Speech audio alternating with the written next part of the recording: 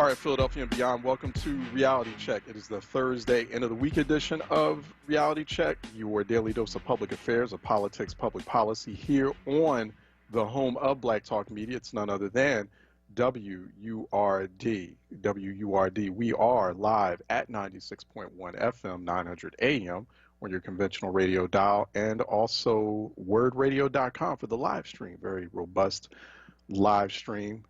It basically can be accessed anywhere. You can take it wherever you go at wordradio.com. Also on your favorite digital device by Word app and by Word TV as well. You can go to the Word TV live stream on either Facebook, on our Facebook page, or also on YouTube. You can go to youtube.com/onWURD. Many of you go to Facebook Live, facebook.com/forward. For more there. The phone lines are open while you wait for our guest at the top of the 10 o'clock hour. We'll be talking, we are scheduled to talk with State Representative Kevin Boyle. He is the chair of the Democratic chair of the Pennsylvania House State Government Committee. He was also jointly leading a public hearing earlier this week in City Hall with City Councilman Curtis Jones. They were talking about voting processes leading up to the November 3rd general election, how the election is being facilitated and carried out in Philadelphia, and what it's going to look like in Philadelphia and Pennsylvania, what programs or initiatives or processes like vote by mail will look like. I'm certain a lot of folks have questions about vote by mail, and there are a lot of people out there who have questions about polling precincts as well. Phone lines are open. Until we get State Representative Boyle on. Phone lines will remain open while we talk with State Representative Boyle. In fact, 215-634-8065. Toll free, it is 866-361-0900 here on Reality Check. 215-634-8065. Toll free, it is 866-361-0900 here on Reality Check. Also tonight, we have the Violence Reduction and Prevention Town Hall, virtual town hall, that is being presented to you by the Black clergy of Philadelphia and vicinity. I will be co-moderating that town hall with Cherry Gregg of KYW. So we'll be co-moderating together a violence reduction and prevention town hall this evening, tonight, 6:30 to 8:30 p.m. That's going to stream live at facebook.com/BCPV Inc. That is the Facebook page for the Black clergy of Philadelphia and vicinity. Once again, you'll go to Facebook at 6:30 tonight. You go to facebook.com/BCPV Inc. I'm told that we will be joined by Philadelphia DA Larry Krasner, also State Senator Vincent Hughes, Deputy Police Commissioner Melvin Singleton, also scheduled to join us, as well as Pastor Carl Day, Bishop Keith Reed, Greg Thompson is Advocate Greg Thompson is slated to join us, as well as Shantae Love Mason and Dr. Dorothy Johnson Spite. So we have made overtures too. I hope they're listening. We have extended invitations to members of the Philadelphia City Council. We have not received to date, but that invitation is still open, responses to be on this panel. So we have state legislators who actually had, it was fairly easy to access and to get responses from state legislative leaders, but we were hoping for a complete mix of state and local leaders. So I hope folks are listening in. There should be the presence of at least one Philadelphia City Council member on that town hall panel, or it's going to be a series of panels. So it's not going to be one big 2-hour-long discussion. It's being split into several panels of discussions that will be taking place tonight. So any city council folks out there that are concerned about rising violence in Philadelphia, all we just need your time for about a half an hour tonight to give us some city hall perspective, because your peers in the state legislature are scheduled to be on. So I'm concerned about that we haven't received fast responses yet from any city council members. So hopefully that will change over the next hour or two. 215-634-8065, toll free 866-361-0900 here on Reality Check. Let me go to Titan out of New Jersey, Who's calling in for a reality check? Titan? Hey, peace, God. How are you this morning, man? Peace, brother. All right, good. How are you? It was great hearing you last night on Rev Show. Okay, thank you. It was great hearing you on the Reverend Al Sharpton show last night. Thank you. I appreciate that. I appreciate you listening. Thanks for listening. Yeah, and I wanted to say the sister you had on yesterday with the NEPA, or the Environmental Policies Agency. Right. Brandy Colander, she is an environmental lawyer, and also she worked for the Obama administration at one point, and so now she does a lot of environmental law, environmental advocacy. She was very sharp yesterday. Go ahead. What were you thinking about? And what I appreciated about her was she gave us an avenue to still use advocacy, because she said that we can use the policy agency to talk about what's going on environmentally, and I think we need to do that in the city about the trash and some other things. Mm-hmm. You know, I agree. Mm-hmm. We need to use all those things, and the forum tonight, you know, man, I know you're going to do great as you always do. And again, thank you, man. And, you know, people need to really understand how voices will be heard tonight. Mm-hmm. You know, and I appreciate every forum. And I just want to say thank you, man. And I appreciate you and what you're doing for our people, brother. All right, I appreciate you too, Titan. Thanks for the kind words, but thanks for listening and thanks for spreading the word and doing what you're doing. I know you're doing some work as well. So we all have a role to play, and we all have different lanes that we're in. So I appreciate brethren like Titan. You know, he's in his lane, he's doing what he has to do, and there are a lot of other folks out there who are playing roles, big and small. Every role is big in some way, right? We're all stakeholders. We're all concerned. We're not just concerned residents and citizens, but we're stakeholders in some form or fashion. So we're obligated, we're responsible to do something, or to dig deep in our skill sets, dig deep into our talents, because God gave them to us.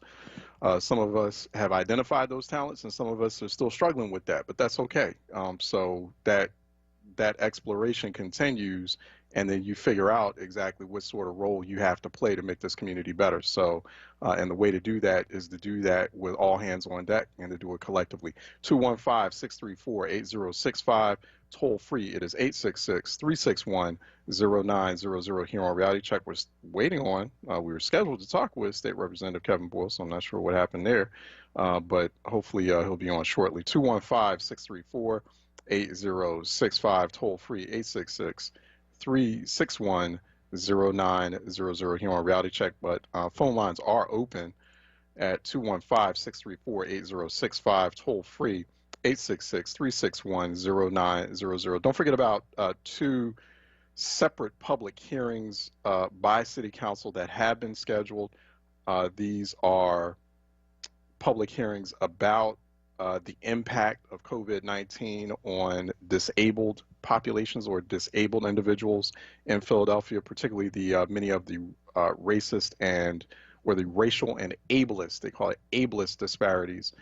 Many folks with disabilities dealing with racial discrimination, but also ableist discrimination or ableism, you know, discrimination against them because they are dealing with some form of disability. And that has worsened under pandemic. That has worsened particularly when folks, particularly people of color, Black people, who are dealing with a disability. And then on top of that, a COVID-19 infection, there's going to be a joint committee session being held by City Council, and you're going to have both the committee on people with disabilities and special needs joining hands with the Public Health and Human Services Committee to explore those disparities that disabled people of color, especially disabled Black people in the city of Philadelphia, have been dealing with, as they've also been dealing with COVID-19 infections. So you're going to have at-large Councilmember Derek Green.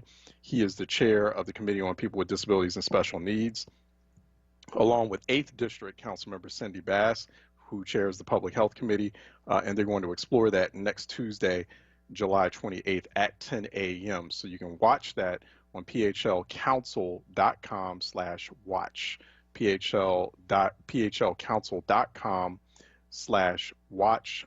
If you happen to be impacted in some way by this issue, you can provide testimony. There is an opportunity for public testimony for this hearing.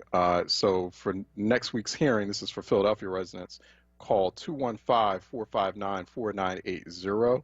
That's for the COVID-19 impact hearing. Or you can email Frank Iannuzzi, frank.iannuzzi@phila.gov by 3 p.m. on Monday. So you have to do that by 3 p.m.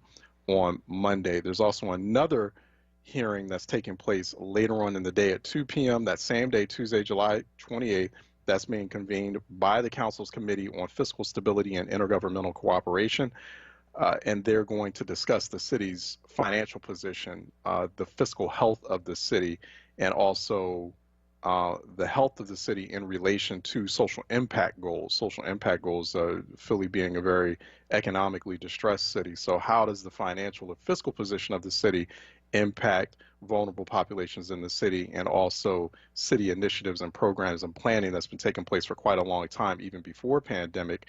How is that all impacted? So that committee is chaired by Councilmember Alan Dom, at-large council member, and that's taking place at 2 p.m. Now, if you'd like to participate in that hearing by providing testimony, you should call 724-552-7379 or email laurel.grbach@phila.gov by 3 p.m.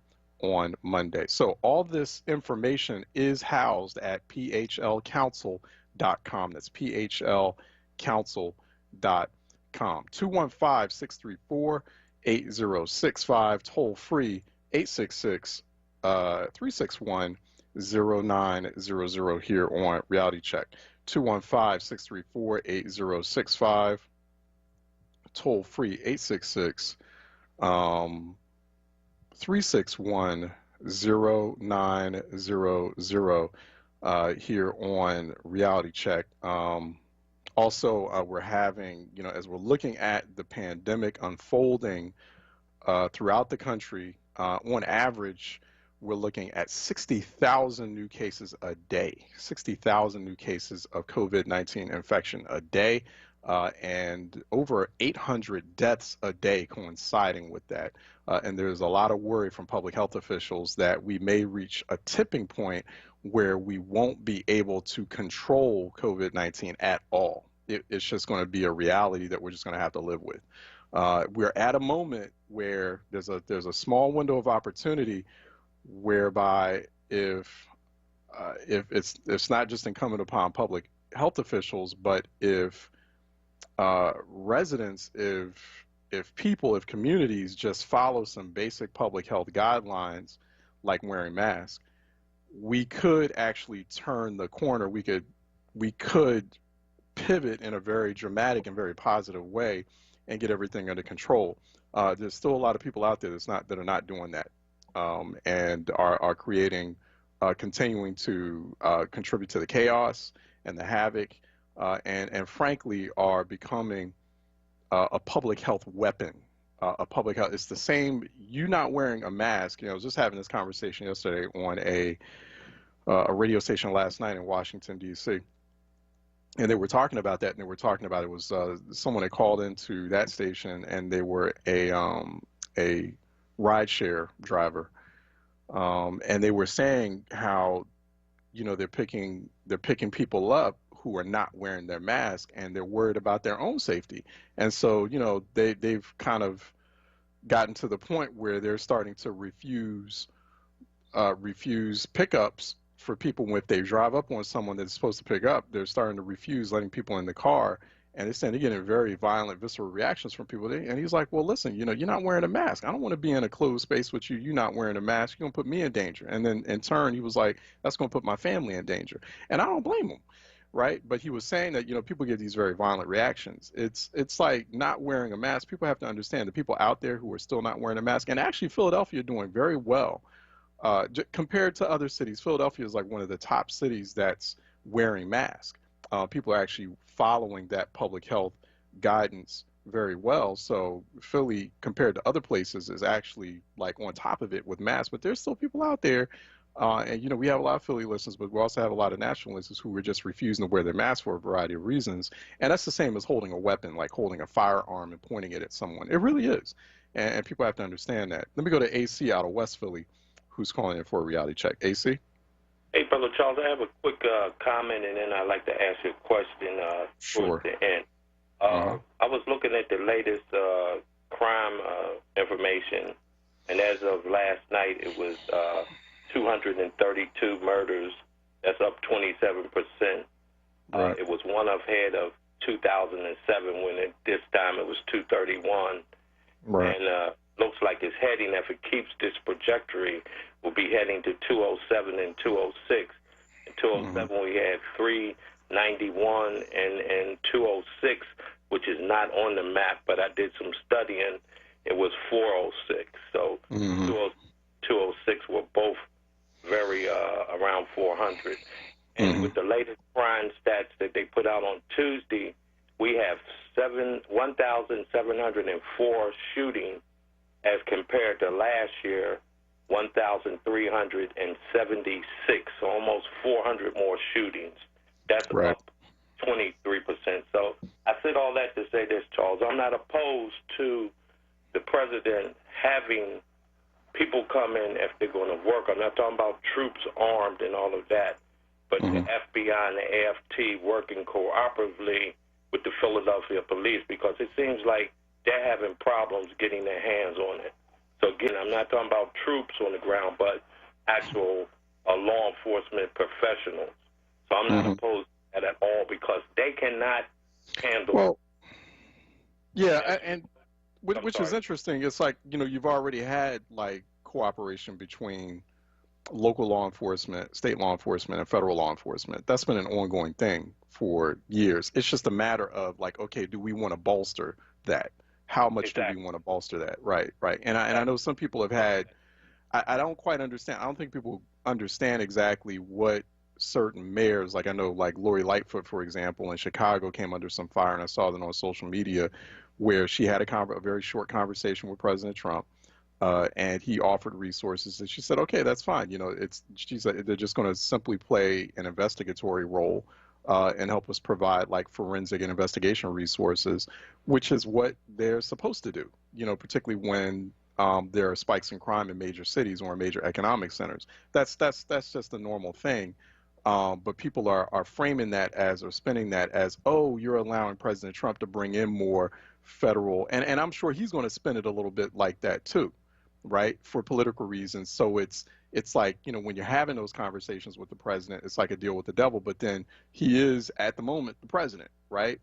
And I hate that, and we all hate that. But if you've got a crime wave or a violent crime wave going on in your city, you're going to want federal investigative and forensic resources to come in and help bolster your effort. So you have a very low homicide clearance rate in Philadelphia. So, you know, they're always yelling for more resources. They've got antiquated technology that they're using. Okay, so you bring in the feds to upgrade that technology to give you something of a cutting edge to help solve those murders. And that's all that is. That doesn't mean to bring in more. These mayors are not thinking about, and they're not asking for more DHS troops. They're doing what they would do if any particular person or president was in the White House. It just so happens we've got a maniac in the White House, and it makes that request a lot more problematic politically. I'm sorry, AC, go ahead, finish up. Yeah, and that's what I'm saying, Brother Charles. And I always faulted, it was a couple things we always talk about with President Obama, and one was not appointing an African-American male or female to the Supreme Court when he had a chance, not fully guaranteeing funding to black colleges and universities, and not solving, especially in his second term, the crime rate in Chicago by doing just what we're talking about. The Philadelphia Police Department doesn't even have cell phones issued to the homicide division. Imagine that, 21st century city doesn't have cell phones for its homicide detectives. But what I want to close with, Charles, was asking you a question. Have you been able to, because I saw an article about what Hillco plans to do with the refinery property down there. They want to put a lot of warehouses down there and entomb the soil, the bad soil. So were you ever able to get the federally indicted councilman to come and comment on your program about that? No. Okay. Hasn't happened yet. Right. Yep. We made requests. Yeah. And I mean that invitation still stands, but nope. Okay. I guess they thought it's Mm-hmm. So no, thank you for the question. I mean, Hilco was saying, and at least according to reports, and it's telling. I know the most recent piece I saw on this at some point. There's I think it's WHYY, and also she writes for Philly Inquirer and State Impact on occasion. Catalina Jaramillo has been covering this, and so Hilco is saying that they're going to create an environmentally conscious commercial hub, but we need to know exactly what environmentally conscious means, and we also need to make sure that they're not going to try to do or make some kind of play for something called renewable natural gas or so that's something I'm still concerned about, and we need to get some clarity on. I know that it concerned Councilmember Kendra Brooks enough where she voted against the move to make a particular opportunity zone out of that site. So we have to see. But Councilmember Kenyatta Johnson has yet to say. It's just been we've been getting the runaround as far as the scheduling. And so I just want some clarity. Just want to have a conversation about it because it's within his district, and so but we'll continue to follow up on it. So in fact, we're supposed to have Susan Phillips from State Impact scheduled to come on later today, environmental reporter for State Impact, and which covers Pennsylvania environmental issues, and we're going to ask her about that to see if she has any information on it, and see where that all is. Okay, let's take we're going to have to. We have not heard from State Representative Kevin Boyle, so we will reschedule. So I'm not sure what happened to him, but we'll just reschedule and find out. Hopefully we can also schedule City Councilman Curtis Jones. I want to talk about voting processes in Philadelphia. So, hopefully we can get him on at some point as well. I definitely am very curious about where things stand with that hearing that happened this past Tuesday, July 21st, where they talked about voting process, about vote by mail, and I'm sure we can get some kind of update on what's going to happen with with voting precincts throughout the city as well. So let's go ahead and take a break. When we come back on the other side, we're supposed to talk with sociologist Adia Wingfield. We're going to talk about Black unemployment and also the child care crisis. We're not talking about the child care crisis enough while we're in the middle of a pandemic. So we're going to bring her on after this break here on Reality Check, 96.1 FM, 900 AM, wordradio.com, Word TV, Word app. Stay tuned. We'll be right back. These days, it's rough out here. Some important things can fall through the cracks, like completing the 2020 census. You may feel at a time like this, why does it matter? It matters now more than ever before for our families and communities. The 2020 census could mean funding for healthcare, schools, job assistance, and congressional representation. Things our community deserves, but we must do our part now. Complete the census online, by phone, or by mail. Shape your future. Go to 2020census.gov today. Paid for by U.S. Census Bureau. Word Radio, 96.1 FM and 900 AM. WURD. Warning. If you're drowning in debt you can't afford, do not let the credit card companies trick you into thinking that you have to pay it all back, because you don't. What the credit card companies don't want you to know is that there's actually a way to get debt-free without paying off your entire debt or going bankrupt. If you have $10,000 or more in credit card debt, you have the right to let us settle that debt for a fraction of what you owe. For free information, call Credit Associates now. 1-800-965-5269. We'll even show you how much money you could save. If you can't afford to pay off all your debt, do not let the credit card companies trick you into thinking that you have to. Call Credit Associates for free information on how to get debt-free faster than you ever thought possible, without debt consolidation or bankruptcy. We depend on your success and offer a guarantee, so there's no risk to call. For free information, call now. 1-800-965-5269. That's 1-800-965-5269. 1-800-965-5269. Reality Check with Charles Ellison right now on Word Radio and wordradio.com. All right, welcome back to Reality Check, 96.1 FM, 900 AM, and also wordradio.com, Word TV, Word app. We did get, we don't have Adia Wingfield on. State Representative Kevin Boyd will have to reschedule. Apparently there was just a small calendar discrepancy, so we'll work that out and have him on at some point. He did call and apologize for that. Let me go to Lamar out of Camden, New Jersey, who's calling in for a reality check. Lamar? Good morning, Mr. Ellison. How you doing? Hey, good morning. How are you doing, sir? Yeah. I'm just having like a little, maybe asking a question, and maybe a little bit more rhetorical, but I'm a little bit concerned about these federal troops in American cities. Mm-hmm. I want to know where my Second Amendment militia individuals about states' rights. Mm-hmm. I want to know where's my strict constitutionalists who talk about, our process and what the separation of powers are. Right. And I'm just concerned about, like, where do we stand in regards to why are we going to the courts in regards to these matters, as far as the federal government overstepping their powers, in regards to this matter, rather than saying, and I don't know how this is possible, but since the mayor controls the local police, why are not the police standing up for their citizens against these invaders? Right. Because it seems like local police, and we saw this especially during that spate of protests early on in May, June. Then it seems like they're not even controlled by or answering to mayors. We saw that case in Philadelphia, right? And we saw it in other major cities. It's basically the police departments, and we need to have this conversation. We need to get some clarity on that, and also we need to fix that, where like the police agencies, local police departments are run by police unions, and police unions are politically aligned with the president.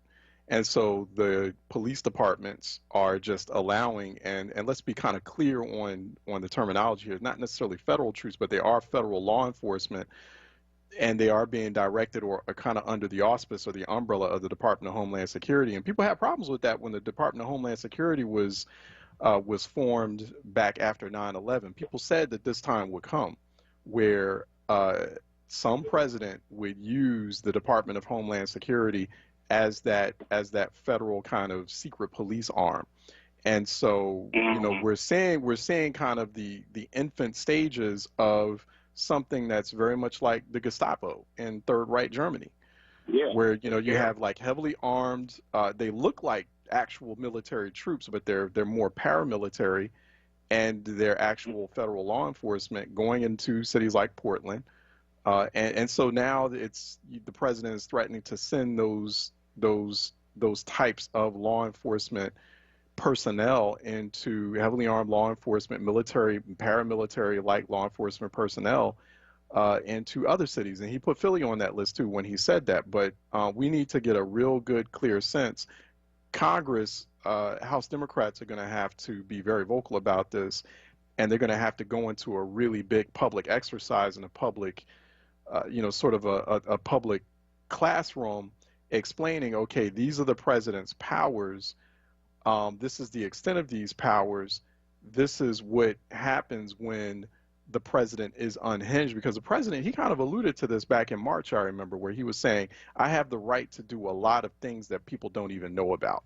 So there are some powers, like in the case of like a national emergency, or it's really subjective, where a president could say, this is a national emergency. So then suddenly he has these like dictatorial powers, these totalitarian powers, and there are no congressional or judicial checks on those powers. And so you're absolutely right. People who call themselves constitutionalists or constitutional purists, where are you, right? Where are the Second Amendment folks? Where are the states' rights folks? While he's going into where he's like directing federal law enforcement to go into places and essentially, just violate their local or municipal or states' rights. So there is right now, like I think there's a federal judge or I think there's been a motion that's been filed in federal court, and to have a federal judge basically approve an injunction to stop that. But who's going to enforce it? Because then you got also U.S. Marshals in on the action, and U.S. Marshals, that's the police force for the federal courts.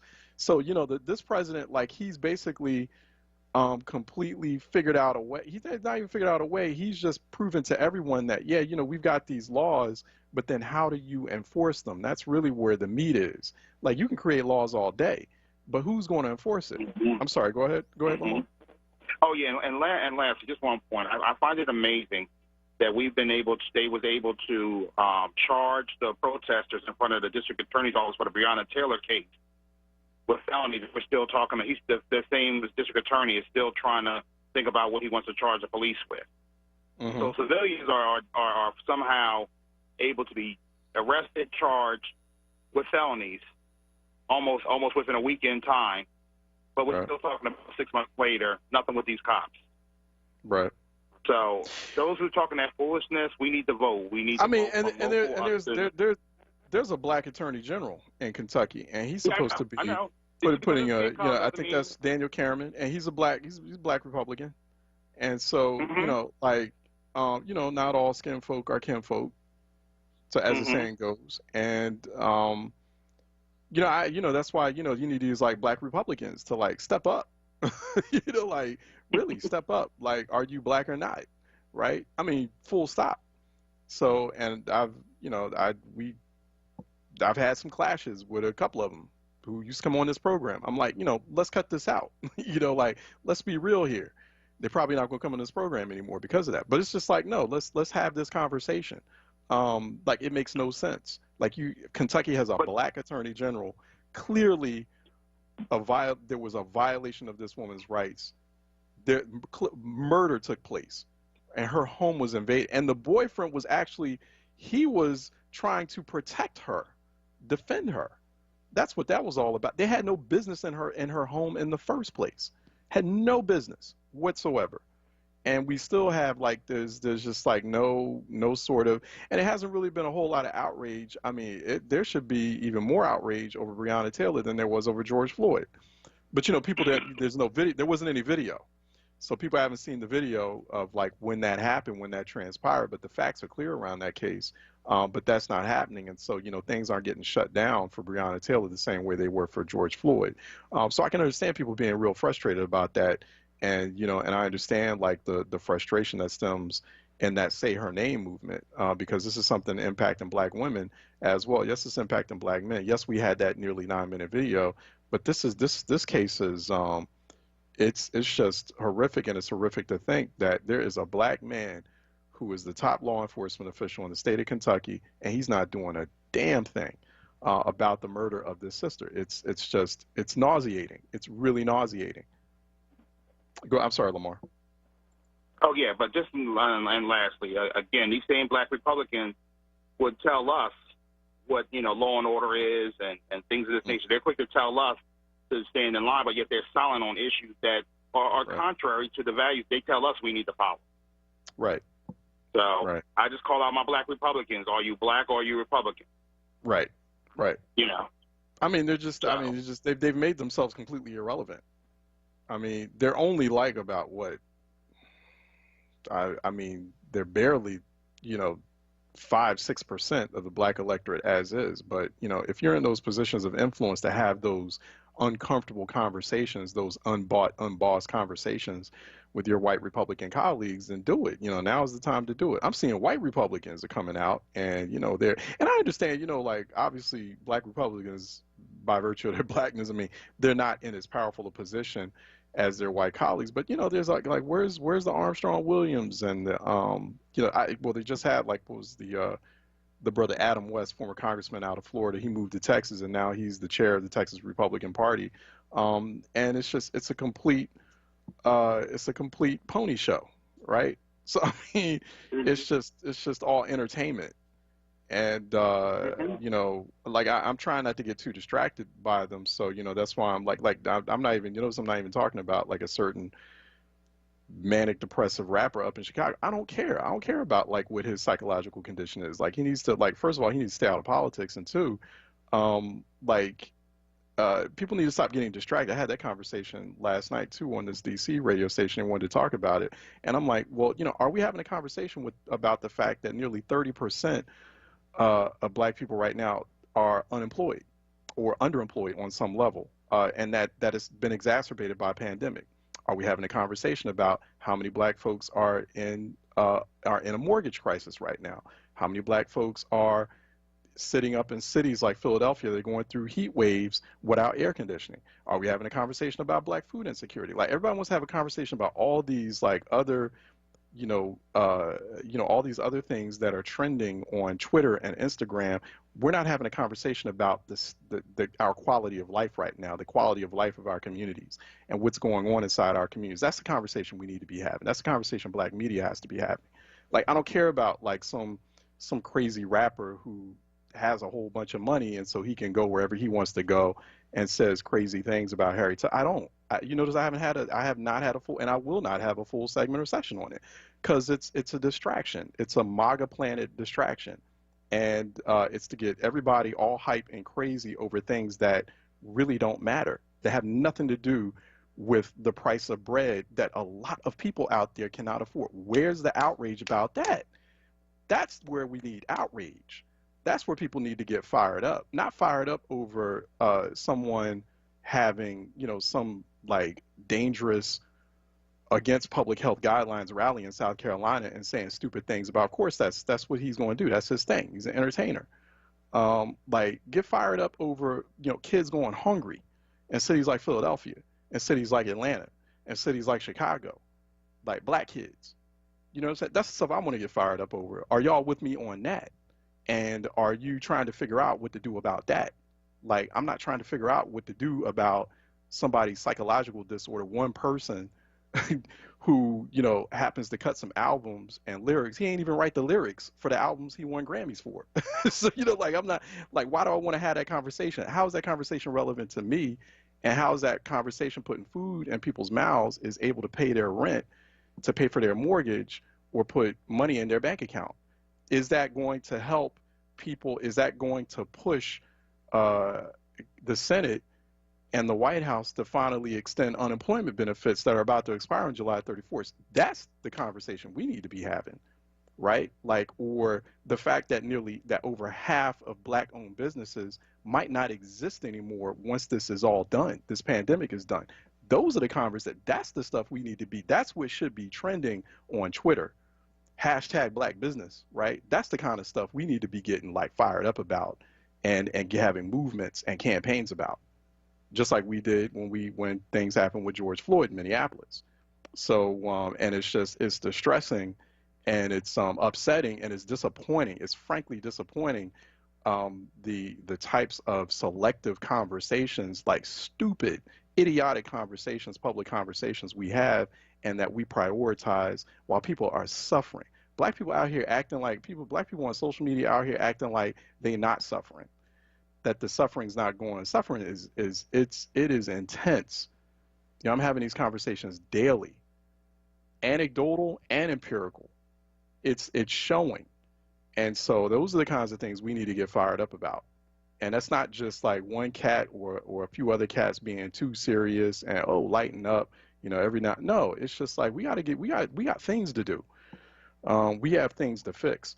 All right, let me tell you, I'm not sure what happened to Adia Winkfield. I'm not sure what's going on with folks today. So it was on her calendar.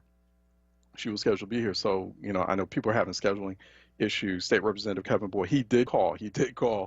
And apparently it was a scheduling mishap on their end, so he apologized, and so we appreciate that. And not sure what happened to Adia Wingfield. Maybe she'll still come on, and we'll bring her on. So we'll just keep the phone lines open.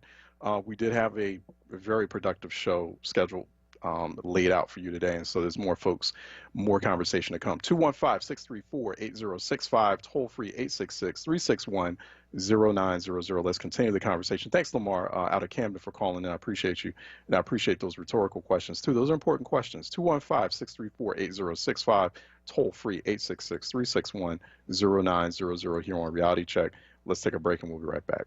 Tune in Saturdays from 2 p.m. to 3 p.m. to hear Empire Capital and Consulting founder Mark Palmer's show titled Black Money, Black Power. This show centers around black money and how black power is derived from money. Tune in every Saturday from 2 p.m. to 3 p.m. Black Money, Black Power, hosted by Mark Palmer.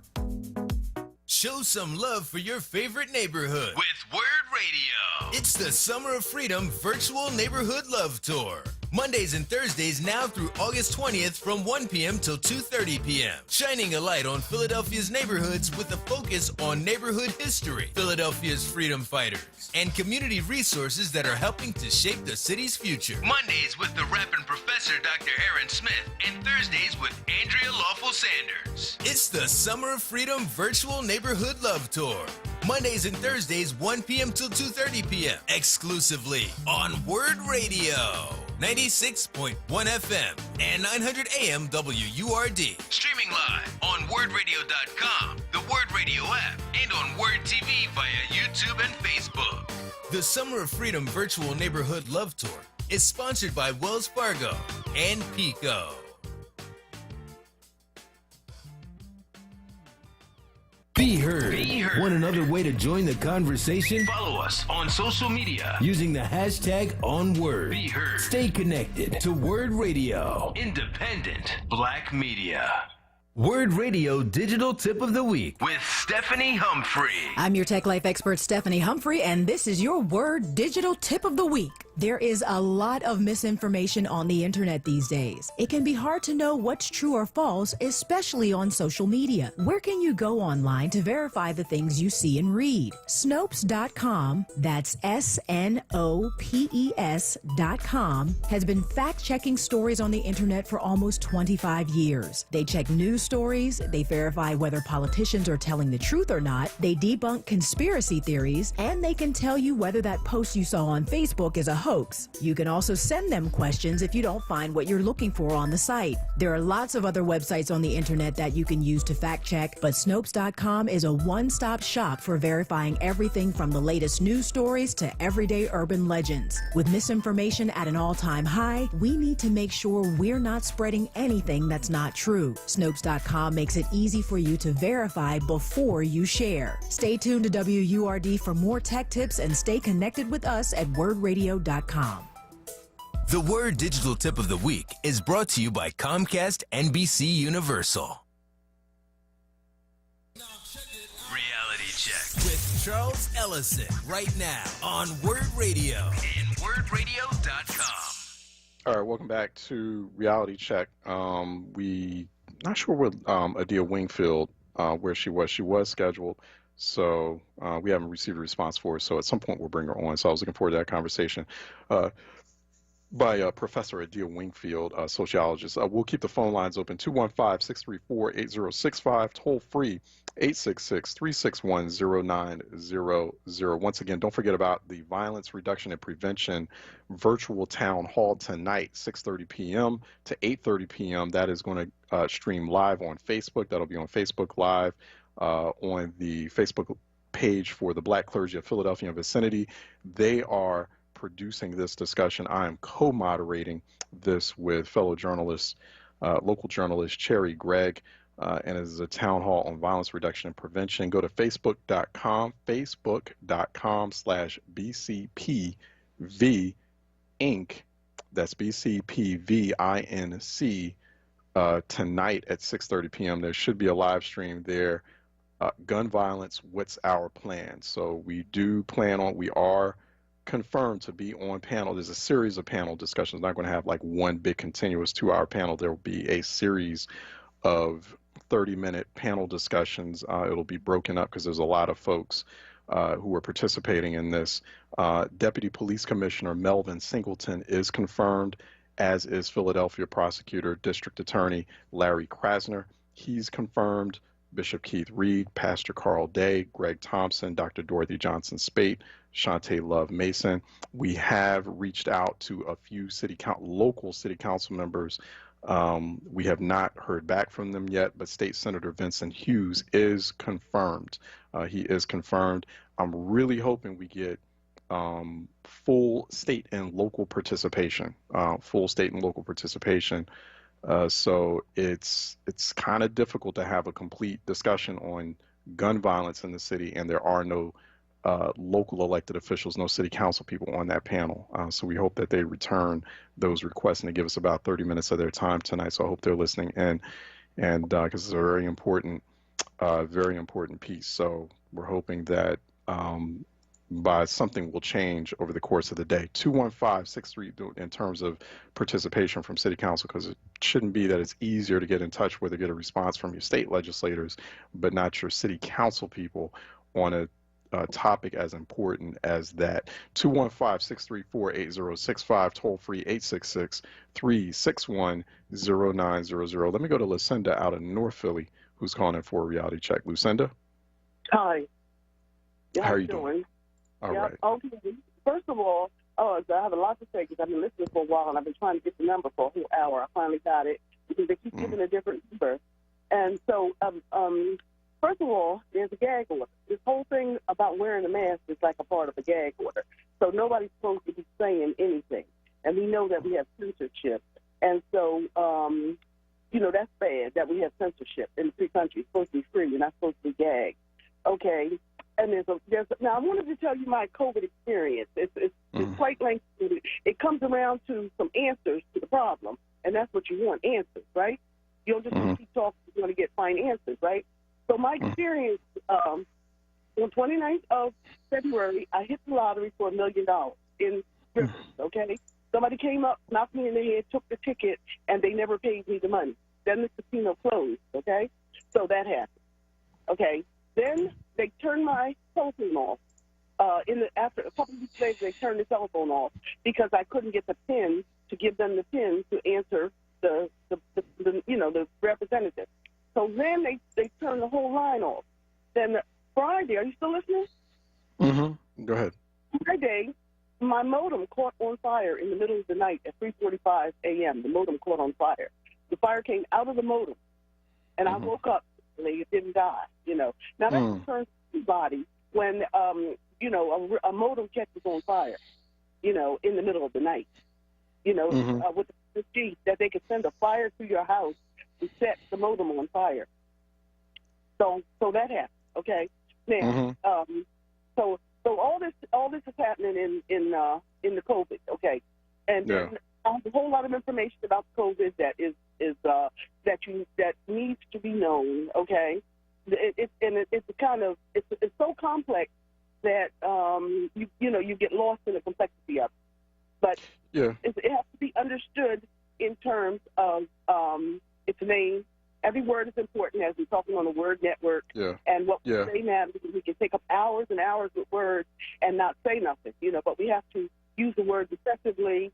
And we have to be intentional about the kind of conversation we have. Now, I hear you on that, Lucinda. Lucinda, I hope everything is. I'm gonna have to let you go because we got limited time and we got to take on other calls. But please take care and be safe out there. So because it sounds like you're going under a lot of distress, a lot of duress. So please, but thank you for sharing because everyone's going through those are the kinds of conversations we have to have. Kind of assessing the real difficult times that people are going through. Let me go to Greg out of East Falls, who's calling in for a reality check. Greg? Yeah, how you doing there, Charles? Hey, what's happening? I'm okay. I hear you about the panel and the panel discussion about gun violence, and that's all good. And everybody has it, but I'm trying to figure out what literally are we doing, including raiding some of these places where you have illegal guns and all that. But nobody wants to have a real discussion about when you talk about violence in our community.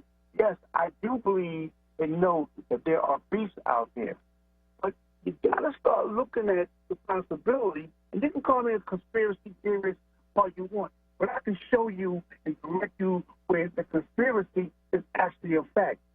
Here's the possibility I'm beginning to see, Charles, when all of these shootings and killings and the type of shootings that it is all over the country, where we're catching people who are white having black faces. These are facts. You're having officers in North Carolina saying they can't wait till the slaughter happens. And I direct everybody to this movie called The Last Bird, where they're coming into our community, killing our people, shooting indiscriminately. That's going on. And yet, in all of these places, look at it. The cops can't solve these shootings. But yet you shoot a cop and you're going to have that person in cuffs or shot within a couple, So it won't take that long. But nobody wants to have, or at least entertain, the possibility that this is going on in our community. I mean, all you got to do is, I mean, if you're paying attention to what's happening, Donald Trump is fanning the thing of racism. Everybody knows that. So why isn't it a possibility, given all the other stuff that you're seeing happening, people being arrested, blackface, right? I'm telling you, I'm here to submit. I'm not suggesting it isn't black on black crime, but what I'm telling you is awards coming. They are focusing on our community, and so at least look to the violence part. The FBI says that by their own report, a lot of the cops are members of the Ku Klux Klan. So why not begin to entertain that? Because I'm going to tell you why I believe people don't want to do it. It sounds like a conspiracy theory. Like somehow there's something wrong with that. Because maybe I mean, like, so we need to open our minds up because I get tired of these panels. And it's good to have them, like we're doing something. But why we can't come up with a solution? But I would, and Greg, I think because you raised some good points. Those are questions I had them in my notes for tonight because those are questions I do want to ask. Particularly when we have the deputy police commissioner on to find out. Okay, well, kind of situational awareness. Are we looking at like how the guns are flowing into the city? Gun houses. Are we worried about infiltration by bad actor groups? And potentially, particularly with what's happening these days by white supremacist groups. Not just, and there's also FBI has done some. There was some extensive that the FBI was carrying out during the Obama administration, during a little part of the Trump administration before they shut that down. But they were investigating how like white supremacist groups, white nationalist groups are infiltrating local law enforcement departments. So, that's a conversation I remember. I think I was asking, I've asked it a couple of times to some elected officials we've had on and also to the Pennsylvania Attorney General as well. So, especially when we're talking about reforming police agencies and hiring. So I don't think it's conspiracy theory landscape at all. I think you're absolutely spot on with that. We have to talk about it and we have to explore it.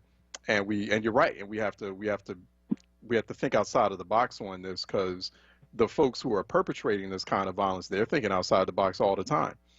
And so it's like the victims of the violence, people being targeted by the violence. You're right. A lot of us refuse to like look outside the box, or we're scared to think that those kinds of scenarios could become a possibility, could become an eventuality. So I hear you on that, Greg. Go ahead, wrap up before we go to break in 11 o'clock hour.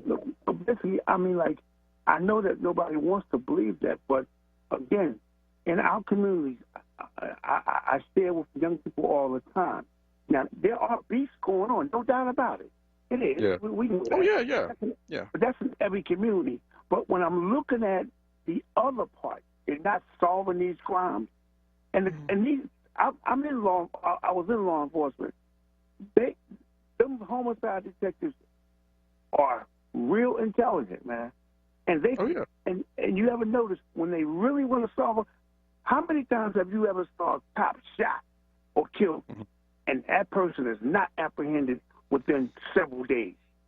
Several days. That's no coincidence. But yet all over the country, New Orleans, wherever it is, a lot of this Chicago, they're not solving these crimes? No, we've got, and now again, like I said before, they're catching people impersonating this and impersonating police, and they are coming into our community. I'm not trying to, sound the alarm, but I'm saying to our people, be careful because they are coming in our communities and making statements about when the police officers, when the war happened, or I can't wait. But see, so here's where I think, Greg, I think that it's high time for it to transform itself from the anecdotal to the more empirical. Like there should be like an organized effort, and I don't know who could do that. You turn to these these multiple community organizations, and they should be kind of tracking this stuff, right? So or kind of setting up some kind of apparatus to track these things to see, okay, if we're getting a sense or a hint that there's some kind of pattern going on, if there's some kind of weird, strange trend, so then that way it's not like you, Greg, calling into like talk radio and people saying, oh, that's just Greg spouting off conspiracy theories. No, we had like the local black clergy, or we had the local NAACP, or the local urban league, or this community organization, or this group of organized concerned citizens who've gone around town. They've created some kind of network that's bringing in information on exactly what's happening. If they see strange things that they feel like is instigating or exacerbating the violence. So, we're really going to have to think kind of a lot more deliberately and a lot more intentionally about, like, when we hear these things or when we see these things, okay, well, what's a hotline I can call by the local community group X that can, like, start keeping track of it? Like, I was watching the documentary recently about the Atlanta child murders, the murders of those dozens of black children in Atlanta. And one of the mothers of one of the victims, she created like this whole, not just a movement, but like a center where they were collecting, they had like, maps up on the wall, and they were putting pins at each different places where they saw, setting up a hotline, having people call in and tell them, hey, this is what's going on. I saw this strange activity, or I saw this strange white man at this block at such and such a day near where we found a body. So, that's what's going to have to take place. That kind of activity is going to have to take place, and it's going to have to take place earnestly and urgently. I got to take a break. Thanks, Greg, for calling. I appreciate that. Let's take a break. When we come back on the other side, we should be talking to Susan Phillips. We're going to head into an EcoWord segment with WHYY Susan Phillips. She's also a senior reporter for State Impact PA, and we're going to talk about a variety of environmental crises and corruption scandals that are taking place in the state. And also a little bit later on, the 11 o'clock hour, Adia Wingfield. Adia Wingfield's on Central Time because she's at University of Washington, St. Louis, and so she was under the assumption that she was supposed to be on at Central Time, her time. So she's going to be on a little bit later on the 11 o'clock hour. We're bringing her back. So that was just a time zone thing. So I'm looking forward to talking with her as well. Let's take a break, and we'll be right back here on Reality Check, 96.1 FM, 900 AM, WordRadio.com, Word TV, Word app. We'll be right back. If you want to start your morning with mindfulness, motivation, and inspiration, tune in to Daybreak with me, Halana, here on WURD Radio, Monday through Friday from 6 to 7 a.m. I am a health and wellness coach with over 15 years experience helping people to transform their lives. On the show, we talk health and wellness 360, from getting your mind right to getting your money right. So let's rise and shine together right here on WURDradio.com, 96.1 FM, 900 on your AM dial, on Daybreak every morning. Always Best Care is a great place to work. Flexibility, leadership, purpose, great benefits. There's never a dull moment. Diversity, inclusion, compasión. We love our jobs. If you're looking for a great place to work, you can join our compassionate Team Green. You can apply online at teamgreenabc.com or call 267-909-9248. Teamwork makes the dream work. These are the sounds of a dinner that almost didn't happen. A dinner now served thanks to people like you. Due to COVID-19, 17 million more Americans may face hunger. Feeding America is helping our neighbors in need. And if you're able, you can too.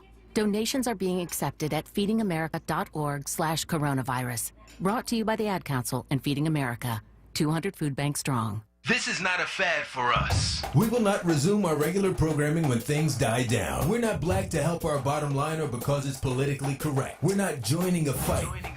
This has been our fight, our message, our people. Black lives have always mattered here. We are undeniably, indefatigably, unapologetically, permanently Black Talk Media. WURD.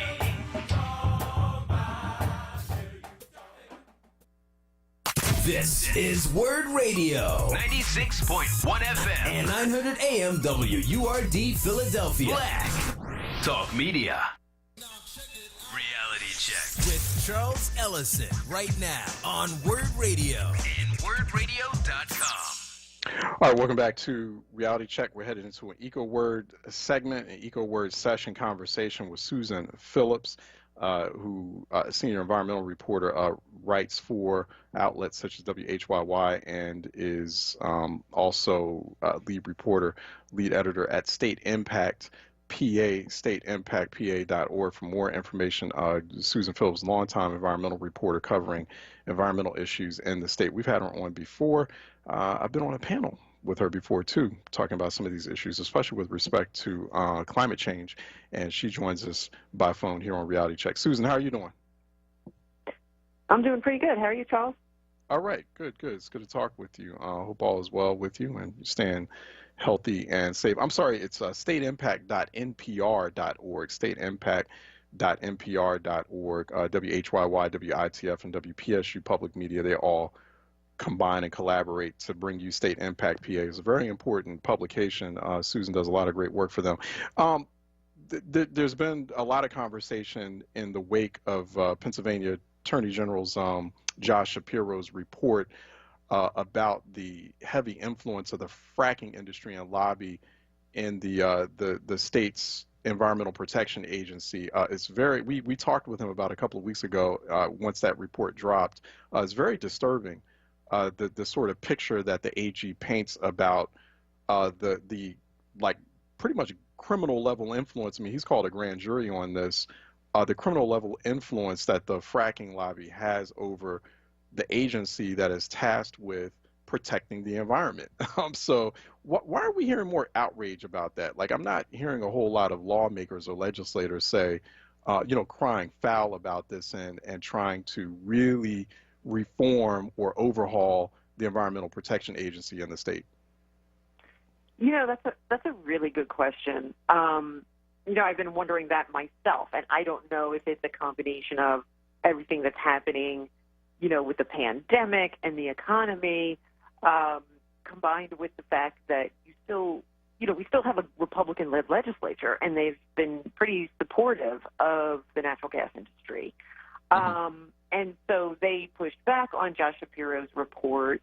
And it's interesting to note that he released a couple other, this week, he released, he filed a couple more charges against two different companies, two pipeline companies in this case, that were building pipelines out in western Pennsylvania. And, what was interesting about some of the testimony in that case to the grand jury was they actually talked to people who worked on the pipeline, workers who saw leaks that happened during the course of constructing the pipeline, which damaged water supplies.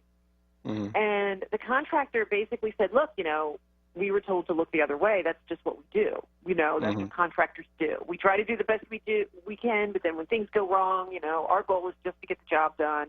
And so we just, sort of covered it up, basically. And Shapiro charged the company itself with covering up that leak and the damage that it did to nearby water supplies. Does it go ahead. I'm sorry, I cut you off. No, I was going to say, the other interesting thing about that case is, the grand jury also heard testimony from DEP employees, right? And I mean, a lot of people, it wasn't just the stream, which is bad enough, but people often in rural parts of Pennsylvania rely on well water. And in many cases, it's well water that's damaged. And in this case, that's what happened. This was a situation that happened back in 2015. I think the person still doesn't have good well water. But they couldn't get much help from the Department of Environmental Protection in this case.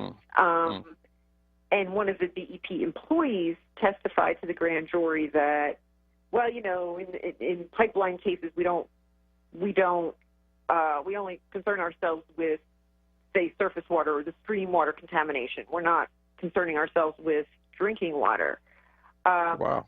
Which was then contradicted, by the spokesperson of DEP when we did the story. So there's a lot of issues out there, not just that there's influence by these large corporations on lawmakers, but also just DEP itself, how understaffed it is, how overwhelmed it was by the fracking industry and everything that was involved in keeping the environment safe as pipelines are going in the ground and wells are going in the ground. There's just a lot of issues there. The communities that are affected, that are affected by fracking pollution like that, particularly when it comes to their well water. I mean, this is the water that they're drinking. This is the water that they're bathing with.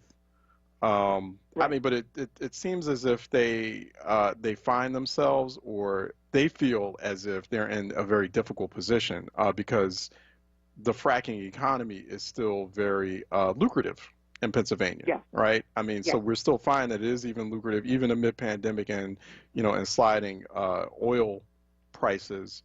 Fracking is still king in PA. And, talk a bit about that, I mean, about, sort of like how residents throughout the state, they feel there's the impression that they feel sort of between a rock and a hard place in a difficult position because they're profiting from this, or they're making a livelihood off this, but at the same time, they're getting sick and in some cases dying from it.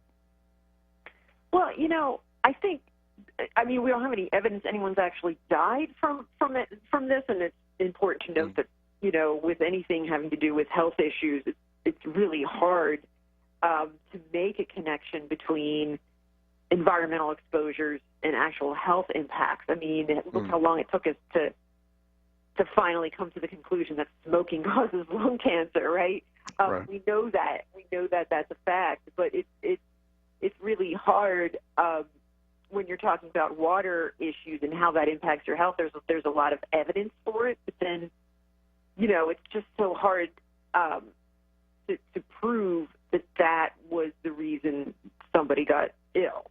And that's one of the big issues with this is that you've got these fracking industry. The fracking industry is so dispersed, right? It's all over the place. It's not just like one factory that you can point to, like, the Philadelphia the Philadelphia refinery down in Southwest Philly, PES refinery. Like it's like these little industrial zones all over the state suddenly. And it's interesting because you're right. The people in a lot of these communities, there was nothing else going on before the fracking industry came. And this was, more money than they could make, say, working, at the P&G factory up in northeast Pennsylvania, making diapers, or working, in their parents' cow, dairy farms, of course. And of course, if you think about the big, huge Shell cracker plant out in western Pennsylvania, that's a lot of jobs, a lot of paying jobs, out there. And I've talked to people who've worked there, and they're like, listen, I agree. It's bad that for the environment overall that we're building this huge plant and making plastics. The world doesn't need any more plastics, but I also need this job. I need to make I need to make money on this job. I mean, I'm sure not everybody feels that way, but I've certainly talked to a number of people who feel that way.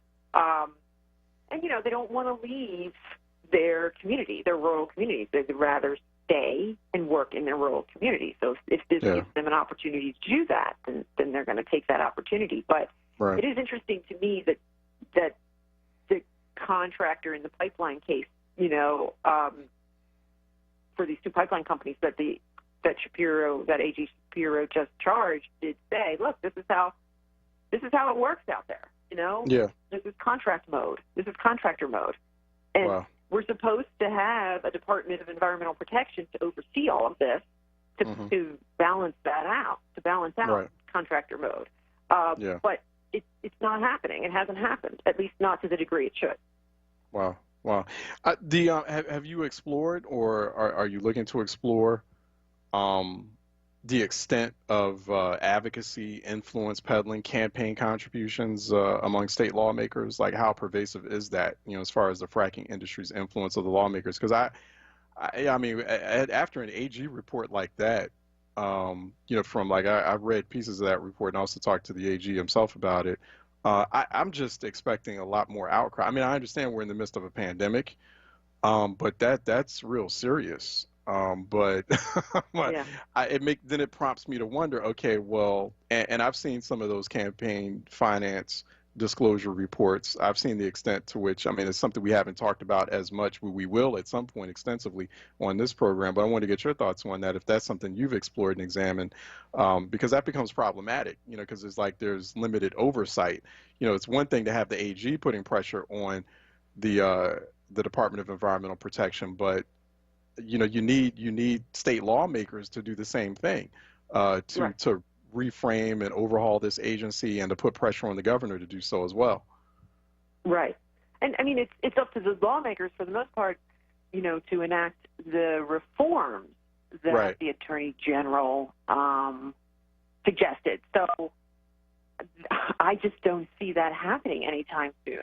And the other thing that we need to do is reform, you know, our lobbying laws in Pennsylvania. I mean, right now, we have done reporting on how, you know, what's called the revolving door happens with the Department of Environmental Protection, and lawmakers themselves who go and work for the gas industry. You know, we've had, you know, influential lawmakers, you know, leave and then go and get lucrative jobs, either lobbying for, becoming you know, lawyers representing industry clients. So that's an issue too. There's nothing blocking anyone from doing that. You know, a lot of times you'd have a law that says, okay, you can't work for that industry that you had oversight for like a year, maybe. You know, but we don't even have that in our state. You know, speaking of lawmakers, I'm wondering if I'm sure you're watching pieces of this. This is an amazing scandal that's unfolding in Ohio. The Republican House Speaker, the House Speaker of that state legislature, he's a Republican, charged, arrested for embezzling $60 million. It's the largest corruption scandal involving taxpayer dollars in Ohio history, and it was this whole elaborate scheme to help bail out the nuclear energy industry in Ohio. And I know that there was a big push in Pennsylvania at one point to help support or prop up the nuclear power plants in Pennsylvania and their neighboring states. And I wonder, does this scandal in Ohio have some tentacles in Pennsylvania? How is Pennsylvania kind of reacting to this? You know, this is so fascinating because you're right. There's been this big push to prop up the nuclear industry, and the argument behind it has been, look, we're heading, you know, climate change is happening. You know, we're heating up. The cities are heating up. We can't burn any more fossil fuel. We need our nuclear energy to help provide carbon-free energy and not use fossil fuels as much. And it, you know, that's a decent argument. But of course, the other side of it is the nuclear energy industry wants to keep, you know, they're a business. They want to keep in business, and that's their goal. And so there's been this push in Ohio and Pennsylvania and New Jersey. And New Jersey voted, you know, in favor of using taxpayer or ratepayer dollars that, you know, comes out of our electric bill, you and me, you know, to prop up this industry. What's fascinating is that, you know, they didn't get it through in Pennsylvania because they had so much pushback from the natural gas industry, right? And that just shows you once again the influence of the natural gas industry in Pennsylvania. Because, you know, they were able to get it through in Ohio. Of course, I guess there were two competing interests there, and First Energy just, you know, decided to spend more money pushing it through. And lo and behold, we have this unbelievable scandal, you know, of bribery happening. And you know, First Energy is also, keep in mind, is the parent company of 3 Mile Island currently. And they're actually trying to get out of 3 Mile Island. They want to transfer the license. Of course, but that nuclear plant is shut down, so they're not trying to keep it open at this point. But they're trying to transfer the license to another company right now. But it's the same company that's involved with 3 Mile Island. So that's interesting. it'll be interesting to see if it does have any tentacles in Pennsylvania. And at this point, I really don't know. Yeah, it'd be interesting to watch that. So you've got you got the AG report on basically the mess, the hot mess, the dumpster fire that is the Department of Environmental Protection and the corruption there. You've got the state of the Mariner 2 pipeline. That's the Mariner East 2 pipeline. That's causing a lot of concerns from residents, lawsuits, et cetera. And then there's the PES refinery issue in Philly about what exactly will happen to that. I mean, the property owner now, Hilco Development, is saying, hey, we're gonna create an environmentally friendly site, but there's some concerns that they could return to renewable natural gas, which is like just as bad, right? Because of like the methane emissions, but they're trying to kind of spin it as something clean, and it's really not. But real quick, what do we know about that? Like, are they going to keep it clean, just warehouses, use it as a transportation, commerce hub, maybe even develop houses there after they go through the remediation? I think there's like $500 million already committed towards cleaning that site up. Or, I mean, there was supposed to be some sort of deal.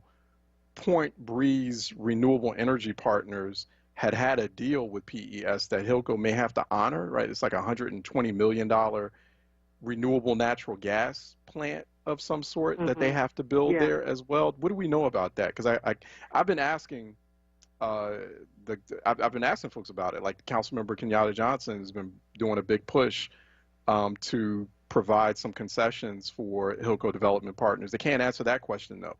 Like they can't tell me yes or no, there will not be any sort of natural gas back at that site, but I'm wondering what you're hearing. Yeah, it's hard to know because it's in this convoluted and complicated bankruptcy process. Yeah. And one thing that's interesting about that site is it is so dirty. I mean, talk about legacy pollution. I mean, we've got over a century of just really toxic, bad stuff being refined there and dumped there. And this was happening long before there was anything called the Clean Water Act or the Clean Air Act or any kind of environmental oversight whatsoever. So whatever they put there, of course, it's going to have to be something that would not continue to release any of those toxins into the surrounding neighborhoods. And I think the neighbors themselves are happy right now that it's not going to be another refinery because of the air pollution. But yeah, I mean, those are very good questions. It'll be interesting to see what happens, and that's definitely something that, we've been following. Yeah, I do. I wonder about that too.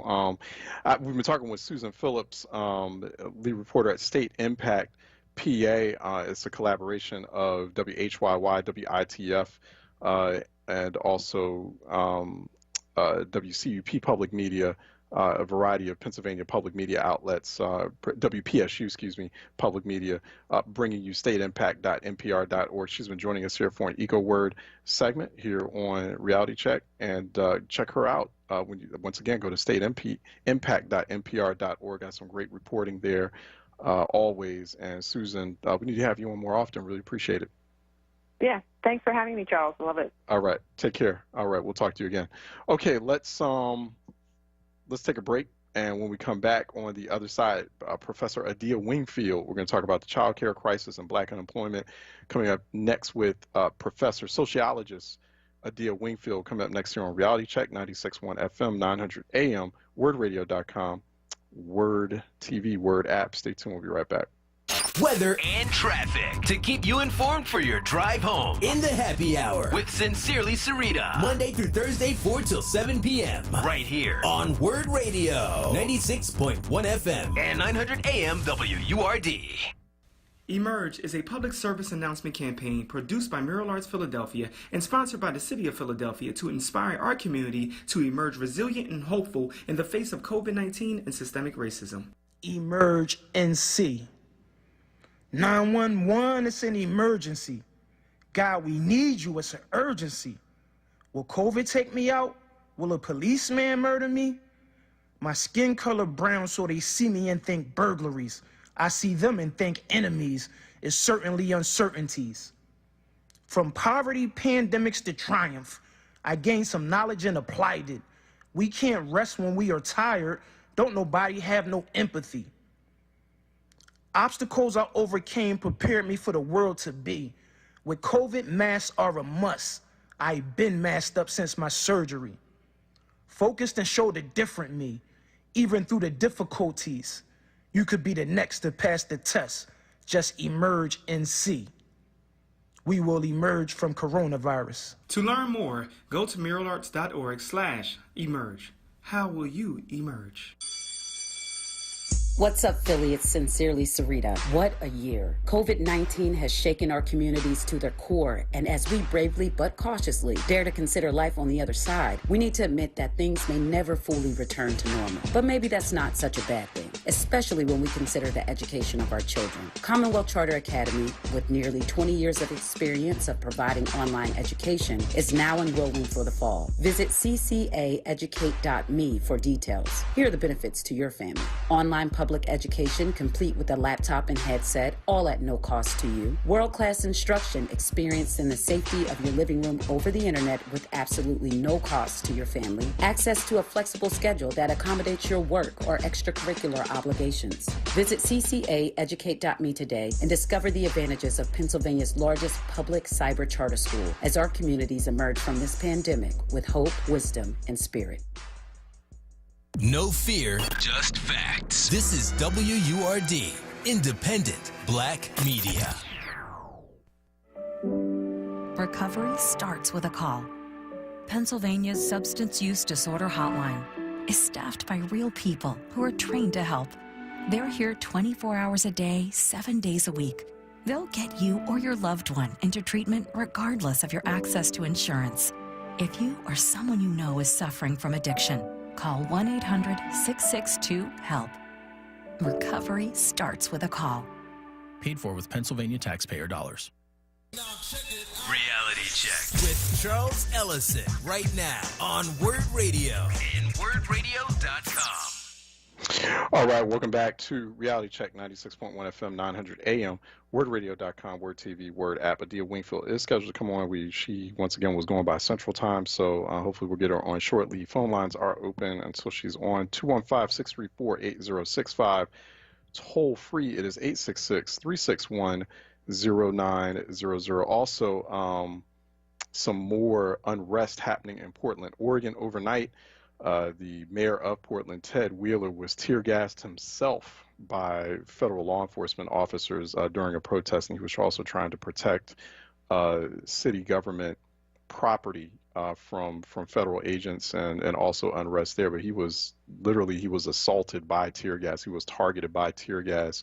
That happening overnight in Portland, Oregon. So that situation going from bad to worse out there. We reached out to a few folks out there in Portland, so hopefully we'll have them on at some point next week to kind of give a situational report on what's happening out there. So a number of elected officials have found themselves in protest, particularly since a lot of the protest movements have started in late May in response to what happened with George Floyd, and a number of elected officials like the Portland mayor as well, as they've been involved in these anti-racism protests. And so it's high time. They need to file a class action lawsuit because the president is triggering the disqualification clause of the Constitution all over the place.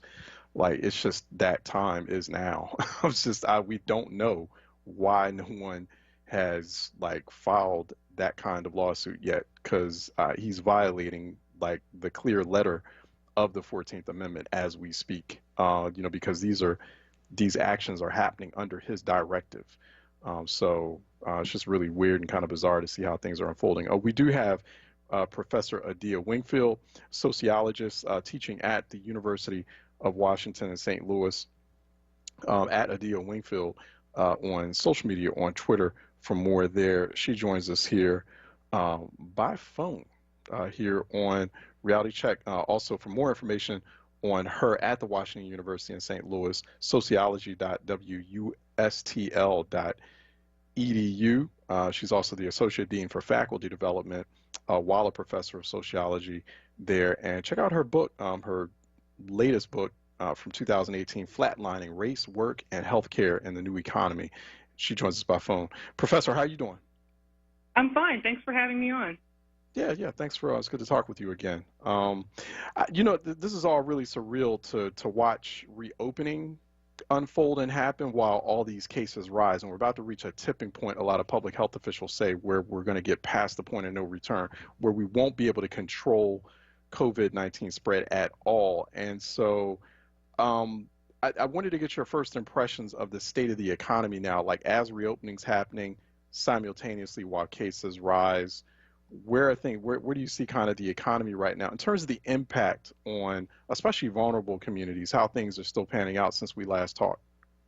Right. So that's a great question. And I tend to focus more on work and the experiences that people have in workplaces, broadly speaking, than I do on the economy. Things are obviously related, and there's no question that the consequences of the coronavirus have had a huge hit and had a huge detrimental impact on the state of our economy. It concerns me that as we push for more reopenings, even in the face of public health information suggesting that that's unwise from that standpoint, and that has the potential to worsen this pandemic, that many workers who are considered essential workers, particularly those who are in jobs that they can't feasibly do from home, are disproportionately those who are Black and Latino, who are already subject to be disproportionately likely to be infected by this disease. So it's very worrisome to me that the economic consequences of reopening also implicitly include racial consequences, where the populations that are most likely to be hit are really subject to significant consequences as a result of this decision. Yeah, they're in a much more precarious public health state, and you know we're not hearing a whole lot of conversation about like how what happens to those essential workers, what happens to their households, their agency if they get infected with COVID-19 as a result of working on that front line, right, or working in that kind of workspace or workplace where the protections aren't happening. I mean, what are you saying and what are you assessing in terms of like how businesses, small and big, as they're forcing people back to work who can't work from home? How are they providing those protections? We're not hearing a whole lot about, we do hear, we hear anecdotally, we hear people who either will call into a program like this or will complain to different organizations and different agencies that, hey, you know what, I'm experiencing abuse by my employer who's not protecting me during this pandemic. What's your assessment of that? Right. So my sense, and this is not based on specific data I've seen about what's come out as a consequence of the coronavirus, but we do know that even prior to this situation, workers often had very precarious and uncertain workplace rights in the first place, right? There are, in most cases, people can be terminated for cause, that they can be let go of a job pretty much at any time. Workers in jobs in the service industry in particular, particularly lower wage jobs in the service industry, often don't see schedules in advance. They have very little time to plan. There's a lot of uncertainty for many workers and not a lot of real stability and protections for most workers in the United States. That's been a problem that labor scholars and some academics and some policymakers have called attention to for some time. The coronavirus is really exacerbating how dire and how uncertain those positions are for many workers. And so given that, it doesn't surprise me that many of the types of workers that we're talking about would be in situations where they would not feel or would not experience their workplaces as being ones that prioritize their health and their safety and their protection from this virus. And this just has ripple effects, right? If these are people who are disproportionately likely to contract this virus, they're likely to take it to their families, to their households, and continue spreading it, again, among communities that have been disproportionately hit hard. I think that's a real cause for concern and a reason to rethink some of the decisions that are being made in some places about persisting on the course of reopening or not requiring mask mandates and so forth. Mm-hmm. We're talking with sociologist Adia Wingfield. She's at Adia H. Wingfield on social media, on Twitter. And you can also check out her book, you should, Flatlining Race, Work, and Healthcare in the New Economy. She's joining us here on Reality Check.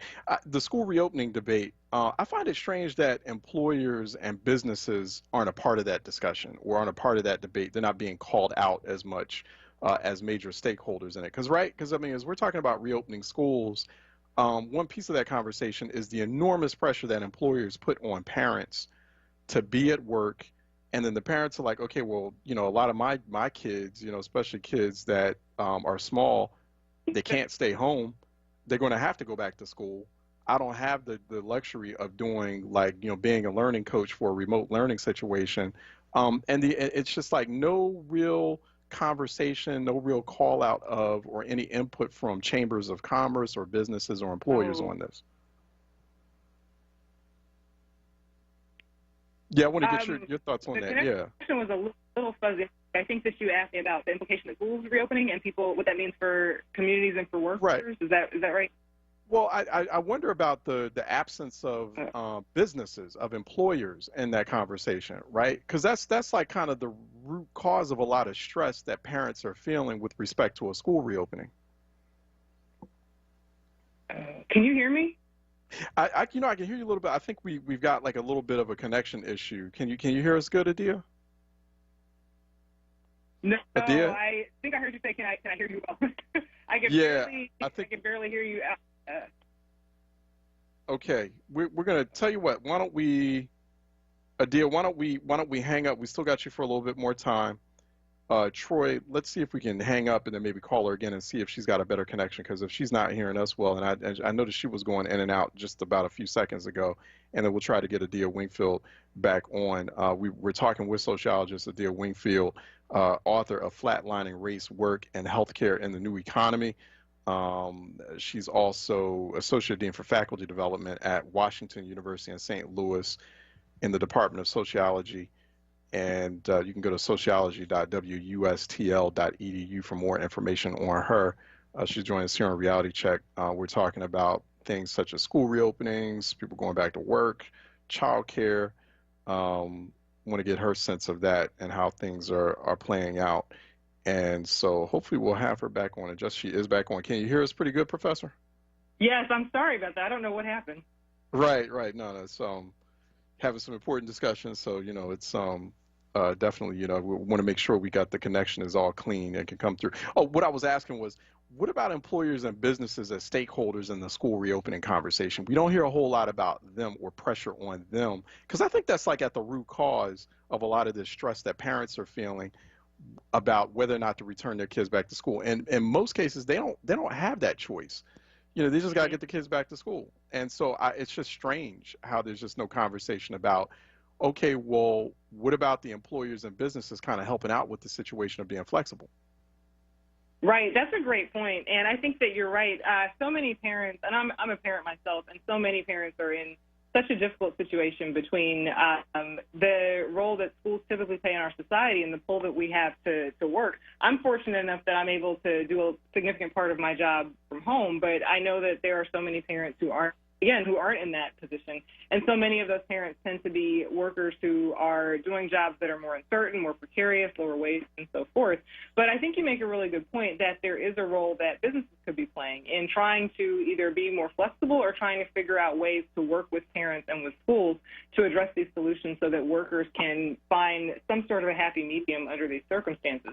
But again, I think that the disconnect reflects a lot of the issues that we've seen previously, a lot of the issues that we've seen previously in terms of workplaces really not being suited to the realities of our current world. Many jobs and many workplaces are organized around this idea that there can be a worker who can devote enormous amounts of their time to being fully focused on and just devoted to a certain job for hours in a day.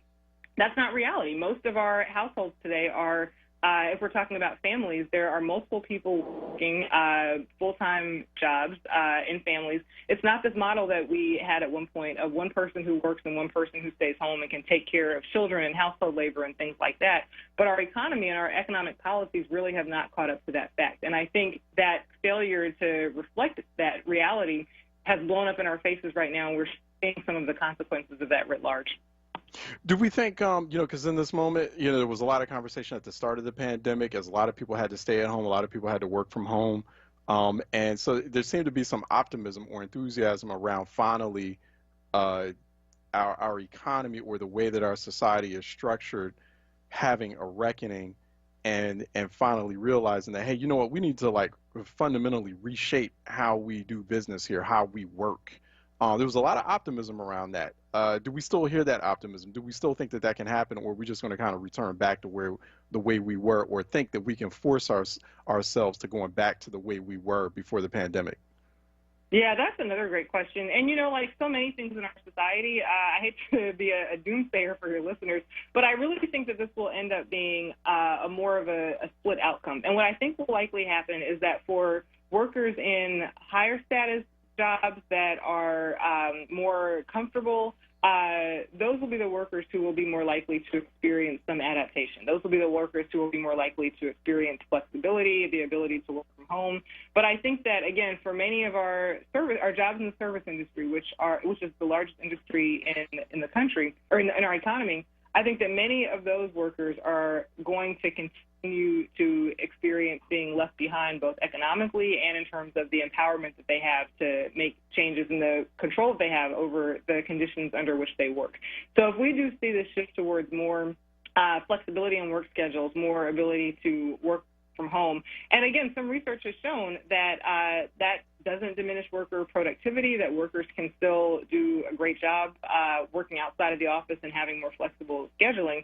But I think we're more likely to see that among people who work in the higher status, more comfortable, and more economically privileged jobs. I don't think we're going to necessarily see that be as widespread as it should be and as widespread as it could be for the benefit of most workers. Yeah, no, I agree with you on that. I think, you know, it's going to be like this, just a more widening of the haves and have-nots gulf, right? And if you happen to be lucky enough to be in a situation where you have that skill set, or you have that, you're a part of that network where you can work from home or do things from home, or work in a certain industry or sector, that's you know, tough for everyone else. You know, it's just, you know, just more rampant Darwinism and survival of the fittest, at least as far as economically or the economy is concerned, and just aggravating those gaps even more. Childcare real quick. Like I was listening to how presidential candidate Joe Biden, he was proposing just the other day, like a more than $800 billion package, which includes a lot of relief for childcare. Not talking about this childcare crisis. So we're talking about school reopenings, but then there's the even bigger crisis of childcare. People just constantly acting like they were never kids or toddlers once. You know what I mean? Or that people, like, human beings just come from mud. I never understand. I really don't. I never understand policymaker reasoning around the issue of, you know, people, like, in order for like human civilizations, to me it's common sense. Okay, people have to have babies, right? So I mean, that's how like humans come to be. But people don't understand, like, we're supposed to just like carry the baby around with you, take them to the you know, take them to the, you know, to the fast food, or to the warehouse. This just never ceases to stun or amaze me. The issue, childcare should not be controversial, but yet it is. Right. My husband and I have a joke that part of this is contributed by the fact that when you see working parents on TV, it all looks so easy. I remember watching Breaking Bad, which was on TV. The character Skyler would bring her baby to work, and the baby just sat there quietly in the chair while she worked at the office. It's not quite that easy, and that's not quite realistic. At least it hasn't been for most people that I know. But I think that part of the issue goes back to what I was saying before, that we have this policy model of work and family that's largely outdated and unrealistic and not adapted to the realities of the 21st century. And when a policymaker's model is that we don't have to think about childcare because that's an individual problem, and most workers are going to be people that have somebody at home who can be responsible for childcare, and that person is most likely going to be the mother if it's that type of family, then it escapes many policymakers that childcare has to be a part of how we think about work. Because the model, again, is stuck in this very older way of thinking where during a period of time in history for some families, that was the model, where you didn't have to think about childcare as a fraction of how people worked and where they worked and when they worked, because the model that many policymakers had in mind during that time was that men would work and that women would stay home. Even during that time period where that was popular, that obviously was not the case for all families, and there were two-income families and there were working mothers during that time period.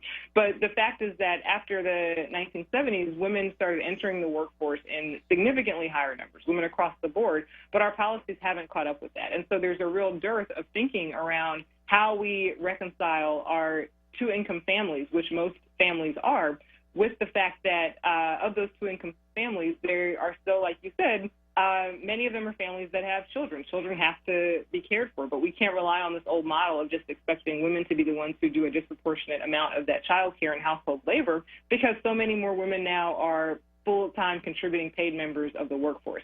But we have not established the policies that take that into consideration yet. And it's really a detriment to us as a society. And as we see now with the consequences of the coronavirus, that detriment has become exacerbated. Yeah, my wife and I were joking about that the other day too. You know, like there's that whole generation, and there's still the policymakers. There's still a lot of the folks in charge. That generation of, I call them the have my dinner ready when I get back home from work generation. Yeah, I really, you know what I mean? Like, you know, have my dinner when I get back from work, and then, you know, or when I get back, first they get back from work, then they go to the bar, and then they go back home to have my dinner ready generation. That's what. So, right. And it's a lot of them folks that are still like in positions of influence and power over that conversation, and as you said, are still crafting that policy framework, that regulatory framework around work and family, and which is why we have no work and family balance at all. It's just outdated modes of thinking, just really antiquated, and just frankly, just kind of Cro-Magnon. It's like that just doesn't. That's not the case anymore. That's definitely a rarity. I mean, there's still some folks out there like that, but if it is, it's a very dangerous situation in that household. That's a whole nother conversation. But Adia Wingfield, sociologist, also author of Flatlining Race, Work, and Healthcare in the New Economy. Go to @Adia H. Wingfield for more on social media, on Twitter, for that conversation. And she's been joining us here on Reality Check. Professor, thanks so much for your time. Really appreciate the conversation. We'll have you back. Yeah, that sounds great. Thank you for having me. And again, apologies for the technical confusion earlier. No worries at all. Yeah, thank you. No need to apologize. It was great having you. Take care. All right, let's take a break. When we come back on the other side, phone lines are open, 215-634-8065. Toll free, it is 866-361-0900. 215-634-8065. Toll free, 866-361-0900 here on Reality Check. Let's take a break and we'll be right back. These days, it's rough out here. Some important things can fall through the cracks, like completing the 2020 census. You may feel at a time like this, why does it matter? It matters now more than ever before for our families and communities. The 2020 census could mean funding for healthcare, schools, job assistance, and congressional representation. Things our community deserves, but we must do our part now. Complete the census online, by phone, or by mail. Shape your future. Go to 2020census.gov today. Paid for by U.S. Census Bureau. Support independent Black media and join the onWURD movement now at 215-425-7875 or visit wordradio.com. Hey, Dad, your prescription will be ready in just a minute. Hey, Dad, your laundry will be ready in just a minute. Dad, your lunch will be ready in just a minute. Hey, honey, why don't you take a minute? When you help care for a loved one, you give them as much time as you can. But it's just as important to take time for yourself. AARP can help. Find free care guides to support you and your loved one at aarp.org/caregiving. That's aarp.org/caregiving. Brought to you by AARP and the Ad Council. Reality Check with Charles Ellison right now on Word Radio and wordradio.com.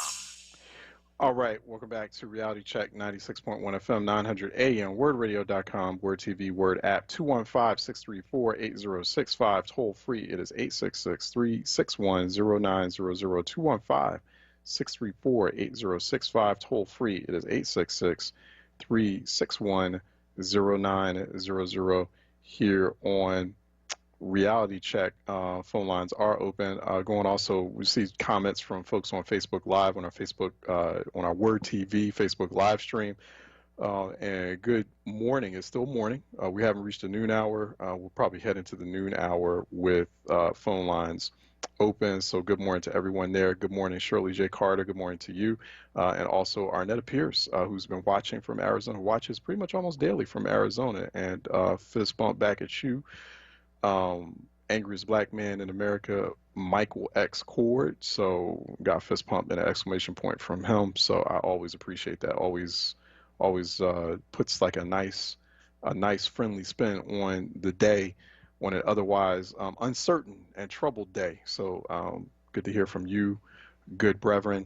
And Patricia White had put that information out there before. Let's put that information out there once again. We have the Violence Reduction and Prevention Town Hall presented by the Black Clergy of Philadelphia and vicinity. I'll be co-moderating that. Gun violence, what's our plan? What's the plan? We're going to focus on the plan as best we can during this series of discussions. We have confirmed, I just been told that Philadelphia City Council member Isaiah Thomas, who is a member of the Public Safety Committee in the Philadelphia City Council, he is confirmed he will be joining us. I'm very pleased to hear that someone from Philadelphia City Council will be joining us on that series of discussions, that virtual town hall that's going to be taking place. That's at facebook.com/BCPVINC. That's B as in black, C as in clergy, P as in Philadelphia, V as in vicinity, INC Inc. At Facebook, facebook.com/BCPVINC. So go there, and the live stream starts at 6:30 tonight. So it'll be from 6:30 to 8:30 p.m. We're expecting about 2 hours worth of a series of conversations that will be happening tonight. Once again, we have now state and local policymaker representation. We have State Senator Vincent Hughes is confirmed, and Council Member Isaiah Thomas, also new Council Member Isaiah Thomas, also confirmed. He will be on that panel as well. 215-634-8065, toll free. It is 866-361-0900 here on Reality Check. Also, a little bit later on at the 12 o'clock hour, we're expected to talk with James Foreman. He's a former prosecutor from D.C. He's now a Yale law professor and Pulitzer Prize winning author of the 2018 book, Locking Up Our Own, Crime and Punishment in Black America. So that should be an interesting conversation. So James Foreman coming on to talk with us about that. We're expecting he's scheduled for a little bit later on in the 12 o'clock hour. We're looking forward to that discussion. 215-634-8065, toll free. It is 866-361-0900 here on Reality Check. Also, just trying to get word from Capitol Hill, still checking in with Capitol Hill to find out if unemployment benefits that are federal unemployment benefits that are expected to expire by July 31st. We're just trying to figure out, we're trying to see if Senate Republicans and also the White House will allow those unemployment benefits to extend. Or to be extended, because and a lot of people are sweating this out and biting nails. They know that right around the corner is an expiration of the $600 federal benefit or federal unemployment benefit. So right now, as it stands, Senate Majority Leader Mitch McConnell saying, he's definitely open to another round of $1,200 stimulus checks and expanding that, and also reviving the Paycheck Protection Program for especially small businesses. So doing another run of that and hoping that will not be an epic fail like the last time, or that doesn't end up being essentially a treasure trove for large multi-billion-dollar corporations and also corporations with political contacts to the Trump political ecosystem. So, or just, or even for people like Mitch McConnell's wife. I hope that's not why he's doing the PPP program. So like his companies that are affiliated with his wife, or a company that his wife had created. Actually, we found out there was some reporting, some investigating that found that she actually had benefited from the Paycheck Protection Program. So she's the current Department of Labor Secretary, in fact. So that's not the case. Well, it probably is, but anyway, that's where it stands right now. No word on the extension of federal unemployment benefits.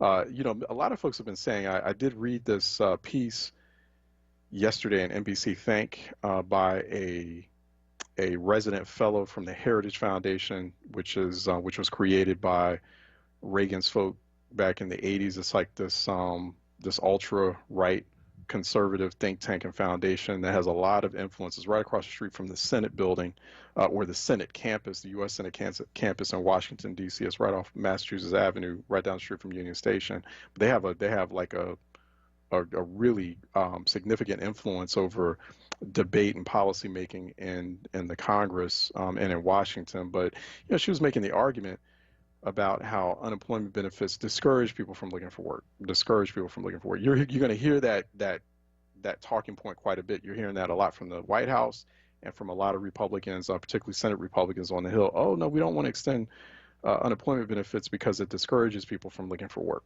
They're getting these unemployment benefits, and so they're like, well, I got enough money to live, or I got enough money to enjoy, so I don't have to go back to work.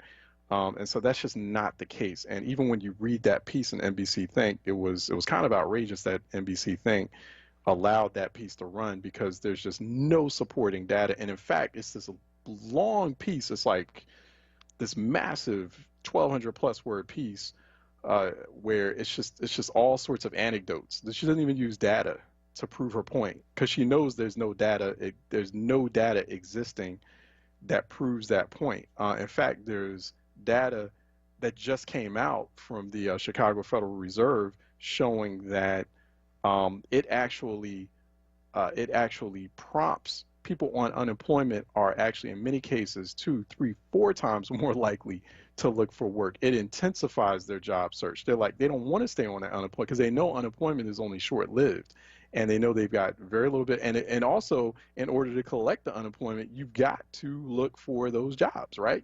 That's a condition. There are already protocols, there are processes, there are all sorts of rules that are baked into collecting an unemployment benefit. There's procedures where you have to show that process. You have to show that you're actively, and you have to be, you have to, keep notes and be real meticulous in how you do that. So, so people aren't, the vast majority of people who collect unemployment, who they don't want to be on unemployment, and they're like they want to find the work. And it was this very extensive Chicago Federal Reserve study, which just came out last month in June, and it proved that. And so it showed in very detailed numbers, hey, people who are currently unemployed and who are collecting benefits, they're looking for work. And they're looking for work actually more furiously than people who aren't collecting the benefits. So, maybe you need to get on them, or maybe you need to give the people who aren't collecting benefits, you need to give them unemployment benefits so they can look for work. So it's just, you always have to just, once again, we had this conversation with Heather Howells yesterday during the livelihood segment. The data is there. You can't engage too much in these conversations that don't have the science, that don't have the numbers. You always have to arm yourself with the numbers, because the numbers are there. And the numbers can disprove a lot of this misinformation and nonsense, and a lot of and can dismantle the infodemic that we're in as well. There's a lot of infodemic that's going on. Infodemic, where it's just all these falsehoods and lies that are being spewed out. So I have a mind to reach out to NBC Think to do a counterpiece. Why did you guys print this in the first place? It was just so it was so ridiculous. It was funny how she wrote this, and she's supposed to be a fellow at a major think tank, probably getting paid well. And I'm like, I could probably get a Philadelphia high school student and just give them the raw data from that Chicago Federal Reserve study and have them write a counterpiece to that, because she's just using anecdotes, isolated incidents, from I think it was one incident she had in there of a beauty spa owner who couldn't get her people to come back to work because they were collecting unemployment benefits. Well, it's that's the spa owner's fault. They're not paying the people enough. That's commentary on the state of the economy and on these businesses that keep want to give slave wages, don't want to do a livable wage for people who are working hard, working 10, 15-hour days in some cases, working these very intense manual labor jobs, and getting barely getting minimum wage. So that's what So I mean, if you're getting you're getting your federal unemployment benefit on top of like unemployment benefits from the state, you probably are getting. I mean, that's like there may be some cases out there where you're getting more than when you're getting when you're on this minimum wage job, barely earning enough. You're just barely earning scratch. So maybe you're not discouraged from work. You're looking for work, but you're saying, I don't want to go back to that job that I had, because like I need to find another job where I can make more. Because I'm not making a livable wage at the job where I am. So it's more commentary on that.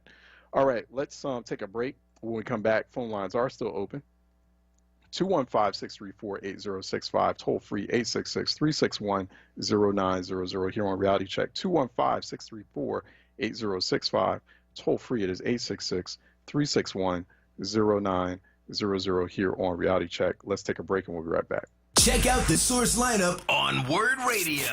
Mondays, get ready for the rapping professor, Dr. Aaron Smith. On Tuesdays, it's Andrea Lawful Sanders. Then on Wednesdays, it's the Black Women's Leadership Council. On Thursdays, it's a second helping of Andrea Lawful Sanders. And on Fridays, it's Tiffany Bacon. Don't miss the Source. Monday through Thursday, 1 p.m. till 4 p.m. and Fridays, 10 a.m. till 1 p.m. Exclusively on Word Radio, 96.1 FM and 900 AM WURD. Streaming live on wordradio.com and on the Word Radio app. For over 115 years, Philly's top sandwich pros have always started the exact same way. Amoroso's. Why Philly sandwiches are world famous. During these unprecedented and challenging times, Amoroso's would like to thank its customers and its associates for their hard work and dedication as they continue to feed our community. This too shall pass, and Amoroso's will be by your side and on your table now and for generations to come. Want to make the very best sandwiches? Always start with the very best. Amoroso's.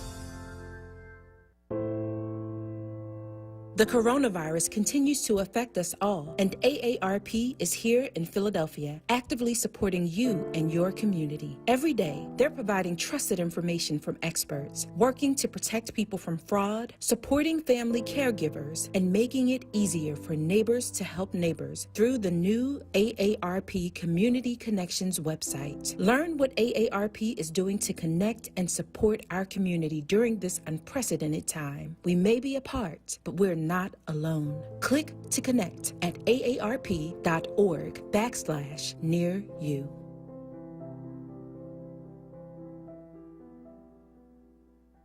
These are unprecedented times, challenging how the YMCA works to strengthen community as we have for nearly 170 years.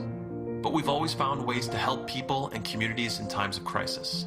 Right now, Ys across the country are providing emergency childcare, shelter, food programs, and outreach to seniors, but we can't do it alone. Whether you're connected to the Y or have a fond Y memory, we need you to stay with us. Reach out to your local Y today and stay with us for a better us.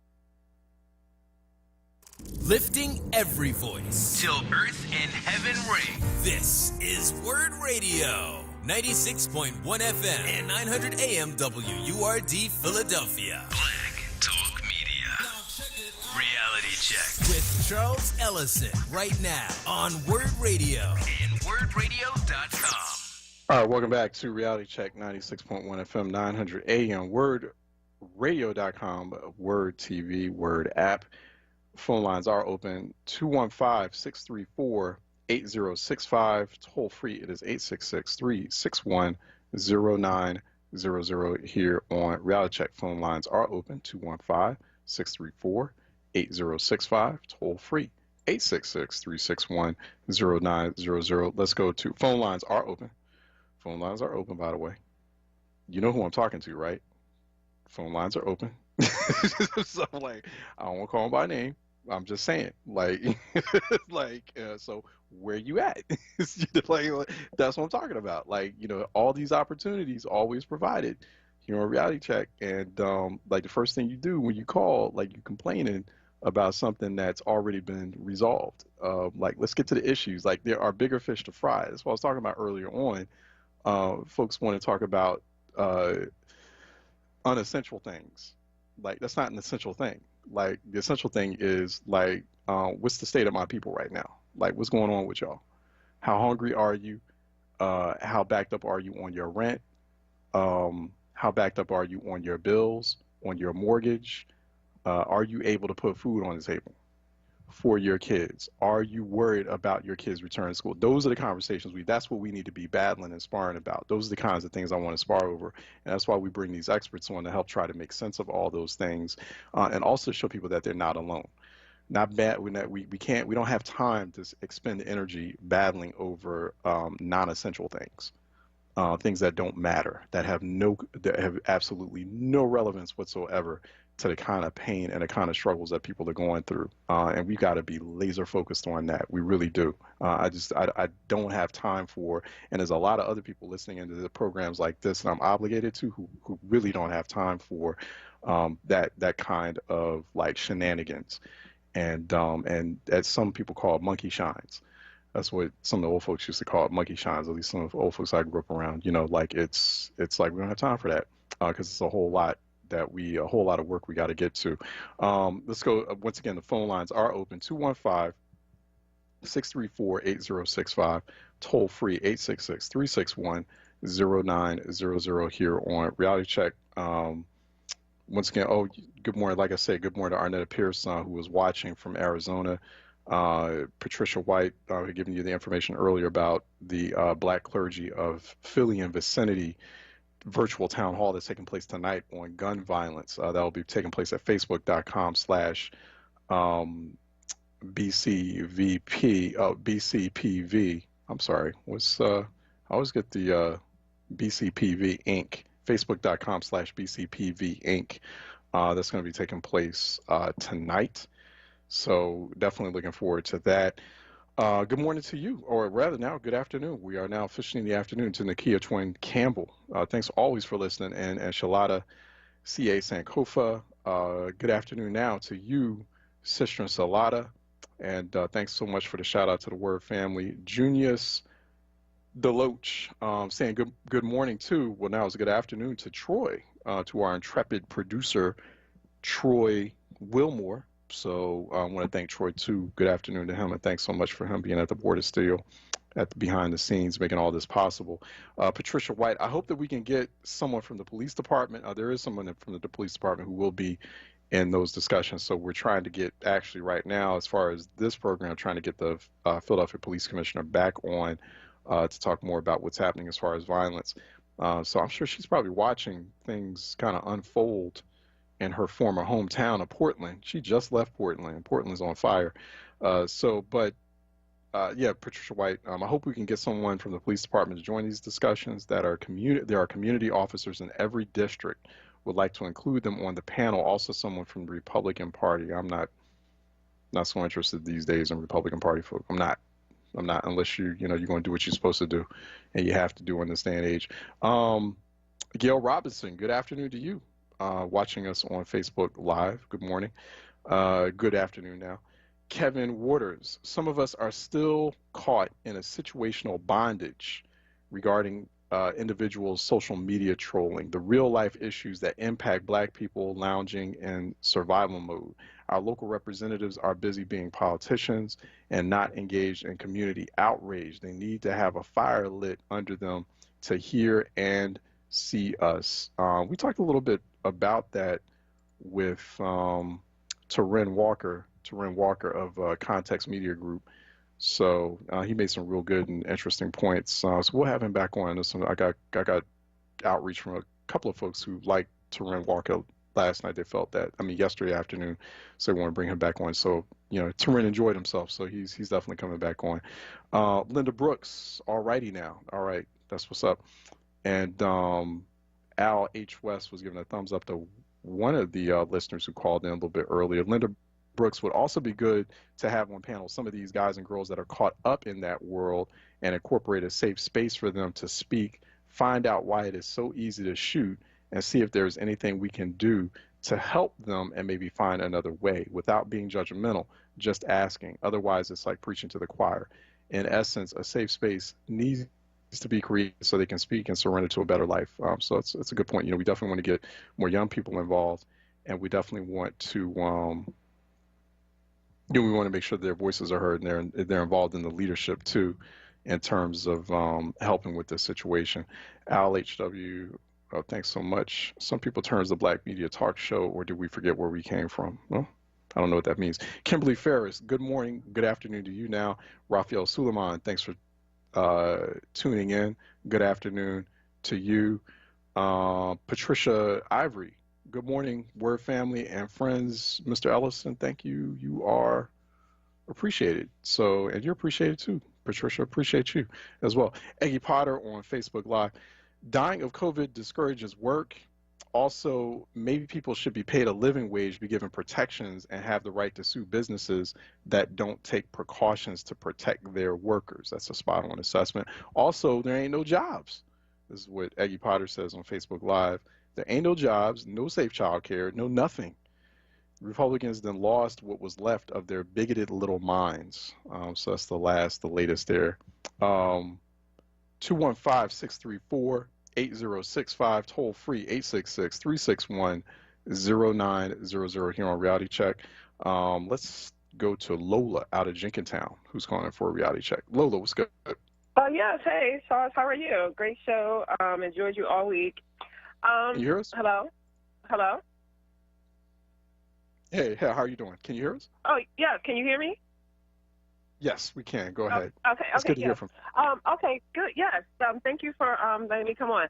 I just wanted to talk about something about mental illness real quick. I know this is you haven't really brought that up today, but the thing with like how Kanye West is acting, and it was really on my mind and bothering me because I've dealt with someone who had mental illness in my family, and I wanted to know what you think about this, because what was bothering me is that it seems that he has mental illness, okay, if that's the case, but he is every time he has mental illness, it is disparaging against Black people. Harriet Tubman didn't free slaves. Black people wanted to be slaves. He goes on and on about all of this this crazy stuff, and then he uses mental illness as a get out card.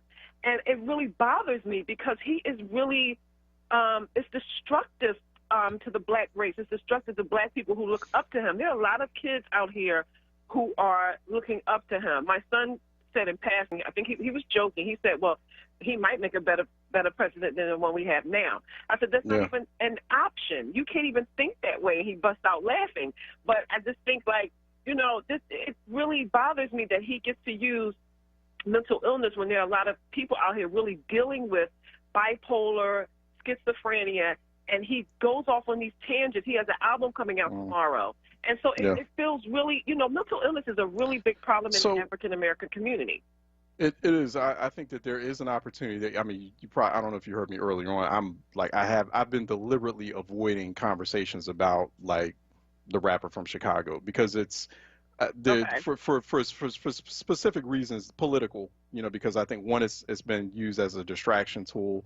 He is still trying to get on the ballot in Illinois, and as far as, running for president. And there's a specific, I think he's MAGA planted. I think he's been planted to just create more confusion and sow more doubt in the electorate, particularly with, like, some of our younger people out there who already feel disenchanted about the process and some folks out there who want to feel contrarian. But to your point, Lola, there is an opportunity to have a bigger, broader discussion about trauma, about Black trauma, and about Black mental health. I was actually moderating a discussion a few weeks ago about this actual topic. We weren't talking about Kanye West, but we were talking about just Black trauma over several centuries, the state of our mental health, and, like, the state of our mental health in a moment like this now, where there's, like, protests, there's pandemic, there's the politics, everything all kind of, and just the daily aggressions and invasions on our agency that take place every day. And I think, to your point, and so, yes, and there is a problem with mental health, the mental health from the racism, and then the mental health, just the overall general mental health, that, you know what I'm saying? We're going through some serious issues, and a lot of times these kinds of conversations are very taboo have been for a very long time within the African American, really in the Black community at large. And so we need to have them, and we need to not be afraid of having them, and we need to seek help. and we need to create networks where people can tap into health. It shouldn't be just as like a matter of, okay, I'll go to church on Sunday. Well, now you got to do it virtually, and that's how I get my mental health cleanse. No, you need real official professional help. And and there's a bigger conversation amongst Black mental health professionals and psychiatrists, psychotherapists, et cetera. There's a real worry about not enough Black people in that profession to be able to take care of the mental health of the Black community. And so it's a very big issue. I'm glad you raised it. And I can see that larger conversation around West triggering a bigger conversation about Black mental health. Right. But then, then again, can I say one more thing before? Oh yeah, go ahead. Mm-hmm. Okay. Yeah, I just wanted to say, I did hear what you said earlier, but it has just been on my mind all week because the issues of, like you just said, the trauma that the real trauma that we're going through. That's my issue. The real trauma that we're going through. I mean, even with I'm just going to take myself, for example. Just all of this stuff being, thank God I've been able to work remotely, but, we went out there, you protest, you try to help, dealing with all of this stuff daily, it will put a damper on anybody in their right mind. So imagine somebody who is really dealing with these type of things, and it just upsets me that he is using this, like you said, as a plant, and it's destructive to our community. Because there are people out here really dealing with these issues. So that's what my point I was trying to get across. That Thank you so much. Yeah, I appreciate you, Lola. Yeah, thanks so much for that. And the other thing too, one last comment on this. There's a lot of people concerned about the mental health of Kanye West, but there's some sisters out there, like Candace Owens, for example, right? She crazy. So I think we're going to have like this kind of equal level of empathy shown towards like the brothers like Kanye West, and do it for the sisters too, or like Silk and Diamond. They are literally, they have issues. I'm trying not to be funny when I say they do. They have issues. They have mental challenges going on, and so it's like, okay, so we're going to show empathy to the brothers. Do it with the sisters too. Let me go to Cynthia out of Mount Airy, who's calling in for a reality check. Cynthia. Yes, hello. There's mental trauma out there. I mean, I never experienced it, but, I hear what the people are talking about. But I think Michael Kors has mental issues, too, because I think he's an old fool. I don't think so. I think he's one of the smartest people I know. So I got to let you go, Cynthia, because I'm not going to disparage folks like Michael Kors. Michael Kors is doing some great work, and he's sharp. Let me go to Falami out of South Philly, who's calling in for a reality check. Falami? Peace. Peace. Ellington, Brother Ellington, thank you for taking my call. And I listen to all the programs. I rarely call in anymore, but I keep tuned into WURD, and you all bring on relevant topics. And I listen to Cord's show, too, just like I faithfully listen to yours. Yours is so diverse and has so many things, political, eco, all kinds of things that are on your program. And I agree with you about Candace and other people. And if we're going to pay attention to brothers, and we should pay attention to women's mental health, too. For case in point, I'm so sorry about the murder rate in Philadelphia. And that's not even counting the people who have been maimed and injured and survived and have to go to dialysis or in wheelchairs or all of the above as a result of surviving some violence. However, there has been some things going on with women. I appreciate you bringing it up about the rape situation going from 50% to 63%. It's ridiculous. And in South Philadelphia last week, there was a woman found in a Rubbermaid and a woman's body, and it was wrapped up tightly in cellophane. And it started to smell so badly, you know how hot it's been, that the neighbors eventually called the police. And one of the first officers on the scene actually regurgitated when they opened it up. So there's been a lot of mysterious killings and dismemberment and things happening to women, especially our women, around this city that have not been solved, and they haven't even put it broadcasted. I just happened to be looking at some other things online, and then all of a sudden when I was looking at that, because I was concerned about the poor little boy and praying for him right up to the last moment, to Ancestor King Hill. How you going to be an ancestor and you're going to be 3 at the end of this month? But he's 1 now. so I was praying and praying all the way up until I finally heard what happened. And then when I was looking that up to see if there had been any discoveries, because they were going to have a march out in the park, you know, and 1 week later, I don't know why it was 1 week later with our children. Our children are a priority. But anyway, then after I looked at that story, that's when the thing popped up about the sister on 30th and Wharton being found inside a Rubbermaid. And the smell, and one lady said she called the police because the smell was so foul, and also because she was afraid.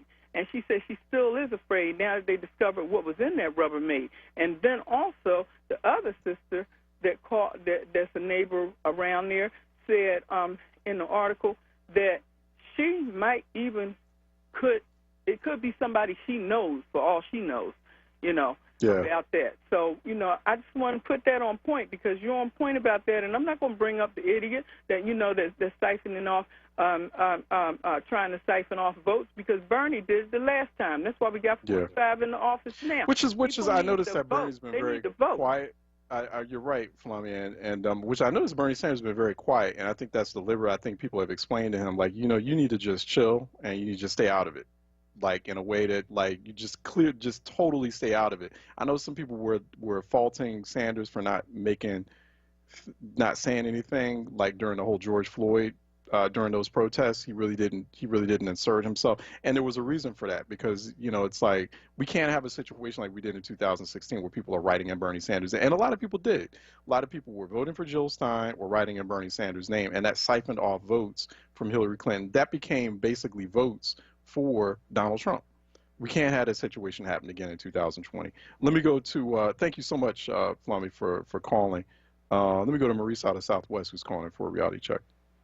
Yeah, how you doing, Charles? Hey, what's happening? Earlier you were talking about black Republicans, right? As soon as I hear the name black Republican, instantly comes to me sellout, okay? Yeah, same here. They have to fall in line. I don't care how good they talk about how they want to make change and this and that. No. It's nonsense. It's all nonsense, because when his foot comes to the rubber, they all fall in line. And it's nonsense. Scott, he's ridiculous. You know, these guys claim that they're trying to give the black side of view to the Republicans. The Republicans are not trying to hear that. What they're doing is they're putting money in these black politicians' pockets, and they fall right in line because they know they can make more money being on that side of the road. Because, well, let's face it, both politician groups, Democrat and Republicans, neither one of them have our interests, because they're all millionaires. They don't know what we feel. They don't know the price of milk. They don't know the price of bread. They don't know how the average person is living, because they live in the lives of, they're not even rich, they're wealthy. They are a step over rich. They're wealthy. They make money in their sleep, you know, and for us to be looking for them, either party, to save us is neat. We know that Joe Biden, we're going to have to get him in there, because we got a choice, either the hammer or the fist, and I'd rather have the fist than the hammer. So I know that Joe is going to do the best he can, but I'm not expecting no miracles. And for these people who can't decide, this man got people coming into cities, snatching people. Now, you want to go for that, you can go for that. You know, you can go think about bring Kanye West into the conversation, which is ridiculous. He's nothing but trying to get the people that don't know no better to throw in a ridiculous vote.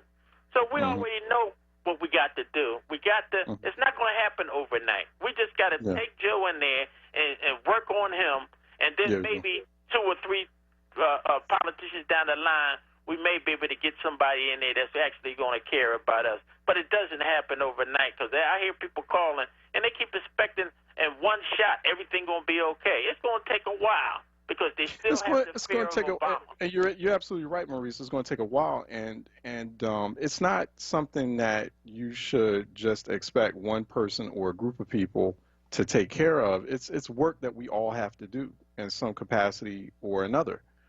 You know, it can't be just like, yeah, go ahead. Say one last thing. I just wanted, this is my last statement. People, you can get your ballot now to vote, the mail-in vote. You put in PAvote.com, and they will send you out your thing so you can sign up. Do it now. Don't wait to the last minute. and then the next thing you know, we're down from 800 to 180 polling places. By the time the election come around, we might have 20. So I'm telling you right now, put it now, get it out the way before you get lax. And last thing, don't send your children to school. Don't send them to school to come home and kill grandma. I beg you, please. Thank you. All right, thank you. No, he's absolutely right. Go to votespa.com, votespa.com, apply for your mail-in absentee ballots now. Do that now. And you just gave me an idea, Maurice. We probably should just kind of get on a rhythm and just kind of start that process now with PA. There are a lot of other people from other states who are listening in as well, and start letting people know like when that process is starting in different. I was just seeing how there are 180 million eligible voters who can apply for vote by mail nationwide. 180 million. So this can be done, and 22 million live in about almost a dozen states where like there's no excuse absentee balloting or vote by mail. So so we're going to start like kind of talking, kind of going each day. I think to get into some kind of rhythm and maybe kind of start a thing here where we start flipping that switch on, because I keep asking a lot of voting rights folks, like, when are you going to start the movement? Like, when are you going to start like telling people to just start applying for or requesting their mail-in ballots? Like, we need to start doing that now. It needs to happen early, because we don't need people all crowded up at the polls on November 3rd doing this at the last minute. This needs to be a sustained thing happening over a period of 2 or 3 months, where people are submitting their mail-in ballots, and it just gives no excuse to elections officials who are saying, "Oh, we're overwhelmed. We can't count the ballots in this amount of time." It's like, no, we've been doing this, and you should start now. I think Maurice is spot on with that assessment. All right, let's take a break, and when we come back on the other side, we're going to be talking with Yale Law Professor James Foreman. He's also author of Locking Up Our Own: Crime and Punishment in Black America. So we'll be talking with him in a moment here on Reality Check, 96.1 FM, 900 AM, wordradio.com, Word TV, Word app. Stay tuned. We'll be right back.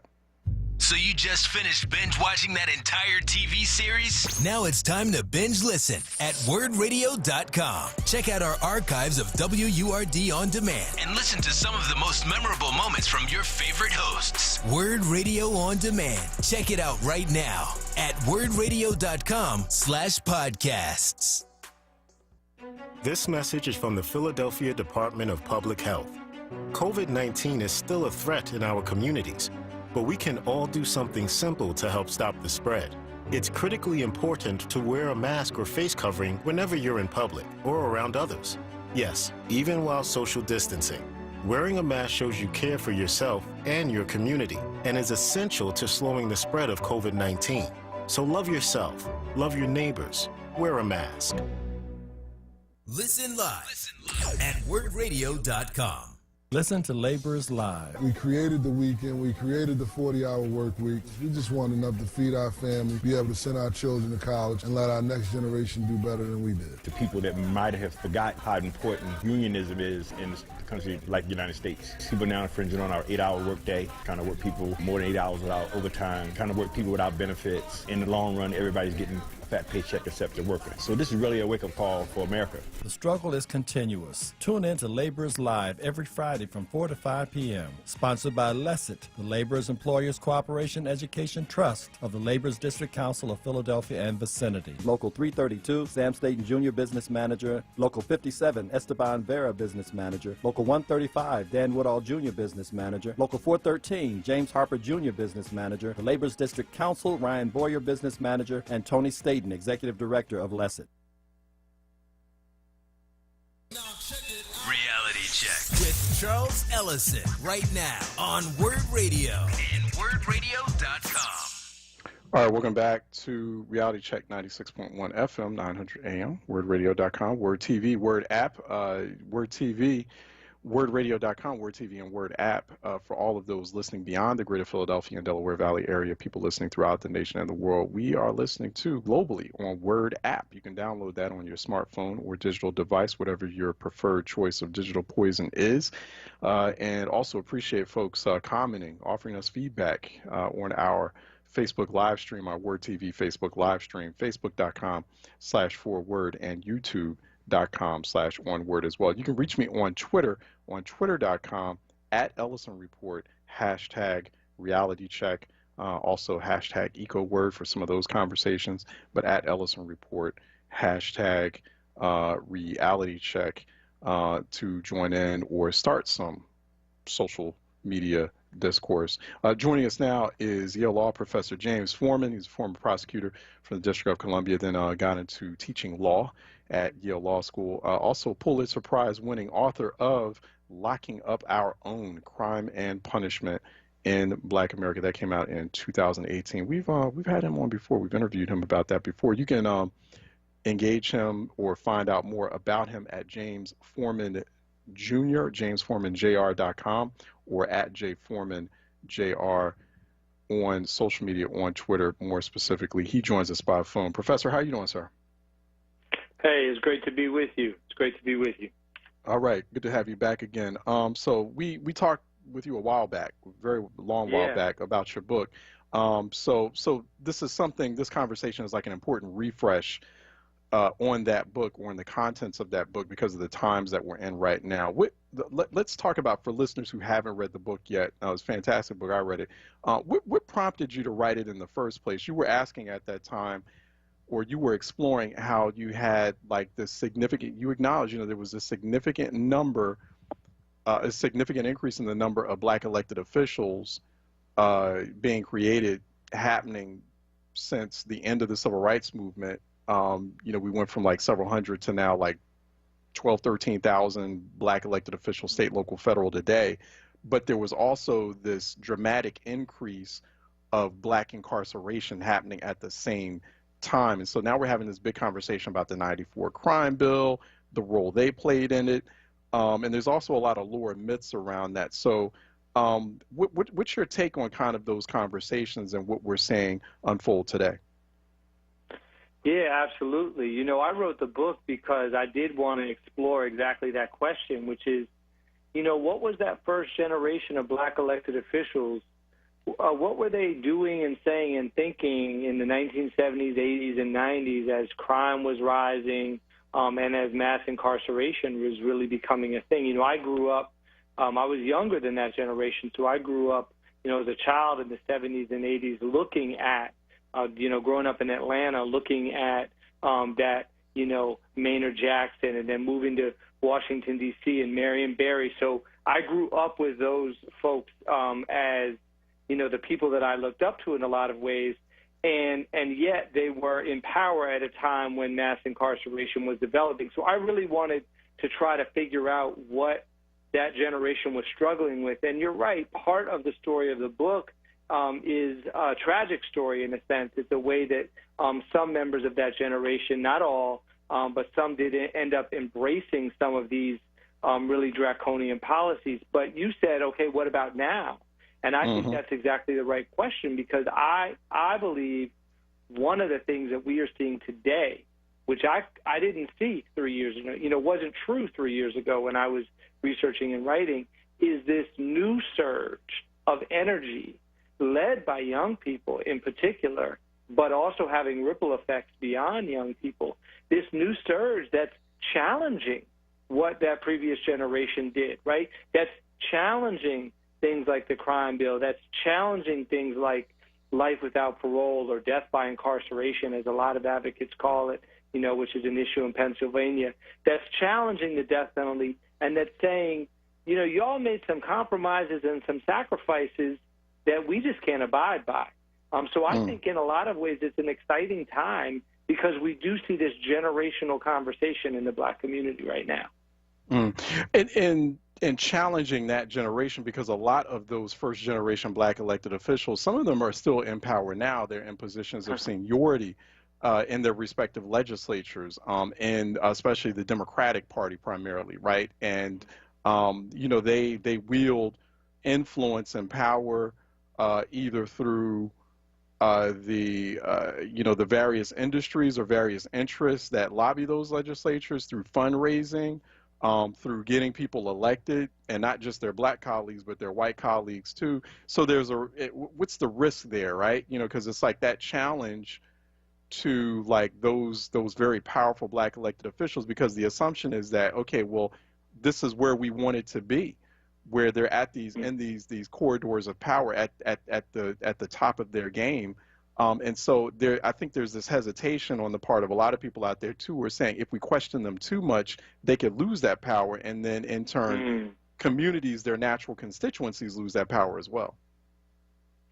Yeah, that's an important point, and that to me has always been a piece of this conversation, because whenever we have a debate within the black community, there's always an awareness that other people are watching, right? Yeah. And so there's a risk, as you're pointing out. There can be a risk in being too critical, in a sense, and that risk is, what if this person is now out of power, and what if they're replaced by somebody who's worse? I mean, it's one thing if they're replaced by somebody whose interests maybe are more aligned, but what if it goes in the other direction? So I do think that, to me, it's a conversation that I think it's really important to enter into it with love, and it's important to enter into it with a sense of a belief in there being a shared commitment, right? I trust and respect your motive. I believe that you want what is best for the black community. Now, we might disagree about how to get there, but let's have a conversation within that space that starts with that. What is good for working people? What's good for poor people? What's good for people of color? What's good for black people? And if we can have the conversation at that level, then I think we can avoid some of the kind of unnecessary acrimony that can push us in that direction you described. Yeah. Talk more about the role of black political leaders at that time, leading up to the 1994 crime bill, because, that's like the big and that's politically, that's threatening Democratic presidential nominee Joe Biden, right? Is the 94 crime bill. That's what a lot of people talk about, his role in it. And it's actually, I can see some black polling numbers. As I was looking at some polling numbers from our partner, Trinity Research, 16% of black respondents in that poll saying that they're not voting. And some of that has to do with the conversation around the 94 crime bill. We can argue that the situation was just so bad at the time, right, that people just didn't know another way, right? I mean, they just simply didn't know any better. They didn't have the science that we have now. Like, if we had the science that we had now in reverse, we probably wouldn't have been as or black elected leaders at that time, and the black advocacy community probably wouldn't have been as all in on getting stuff like that passed. But talk a little bit about that, what was happening at that time. You're right. People were so scared. I mean, I remember, just to bring in a context that your listeners will understand, in terms of Pennsylvania. I remember some years ago, I was at Graterford Prison in outside of Philadelphia, and I was talking to a group of incarcerated men there. And one of the guys was telling me this story, and it was a story about the 1990s. He said, James, I got locked up in the 90s, and I remember later on in that decade, I remember I was trying to petition to get rid of life without parole for juveniles. And he himself had been incarcerated and sentenced to life without parole as a juvenile for a homicide. And he said, I was advocating, and I had a group of lifers inside, and we were writing letters, and we were trying to reach the governor, our elected officials. And he said, I had a conversation with my sister. We were talking on the phone, and I told her what I was doing. And he said there was a pause on the line. And he said, what's wrong? And she said, I don't know if I agree with that, because you need to understand, there's still bullets flying in this neighborhood. And so while I want you out, because she knew him, she's like, I don't know that I want all those other people out. Now, this was a sister of a man, right, who was incarcerated and was fighting. So if she was so scared that she wasn't going to get behind this movement, then what does that say more broadly about the community? So I think you're right. There was a lot of fear. You had somebody like Eric Holder, right, who is, I believe, a true race man. He really wants the best for the African-American community. Yeah. In the early 1990s, he was standing up in churches in Washington, D.C., saying the greatest threat that black people face today is crime, is the fact that they can't walk freely on the streets. So I do think that we should be critical of anybody, including Joe Biden, for stances that were taken. But I do also think we have to understand something about the historical context in which they were making those choices. Yeah, yeah. How do you think Joe Biden, in particular, because obviously the spotlight is on him, how should he talk about this, right, and his role in it? But then it gets into not just Joe Biden, but then there's the running mate race or escapades that's taking place right now. And so there's a lot of, there are folks that are being mentioned like Kamala Harris, who was a former prosecutor and a former AG. And so there's her record is being unpacked, or Congressman Val Demings as a former police chief, her record's being unpacked. How should they be talking about this, you think, when they're being questioned in public about like what they did in terms of a crime bill or how they were prosecuting or how they were policing? Well, I'm not a political, I don't advise campaigns. But what I'm going to recommend that people do, what I think would change that 16% number you described, that 16% of black people saying they might not vote, is to be honest and to apologize. And when I say be honest and to apologize, what I mean is, the first thing is to explain why you did what you did. And I just gave some examples of context, right? And there's lots of others, right? So give people, because a lot of people today have forgotten how scared folks were in the late 80s or early 90s when crack was, to tell people where you were coming from. And then say, and this is the thing that politicians just, I don't know why, but so many refuse to do, but I would welcome it, is say, I realize now that that was wrong. I realize now that that was a mistake. I realize now that has produced consequences. I didn't see them at the time, but I now see them. And so let me tell you now what I am going to do, determined to make up for some of those harms that my own actions helped to create. What if somebody would stand up and say that? I believe that anybody who's sitting on the fence or considering not voting would be willing to hear that from a Joe Biden or from a Demings or from a Harris, or anybody who has anything in their background that, again, may have helped produce mass incarceration. But honestly, I'm not going to lie to you. I mean, I'm not holding my breath waiting for politicians to do that. They must have some research or otherwise that's telling them that, saying they're sorry is something you can't do. But I believe that, now it's time to break the rules. Now it's time to break the rules.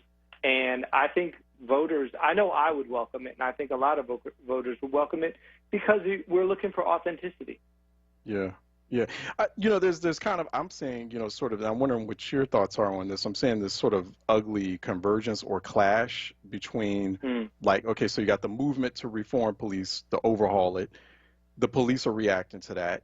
And then you got the rising violent crime in a lot of cities like Philly or Chicago, Milwaukee, Atlanta, New York. I mean, really, it's gotten really intense.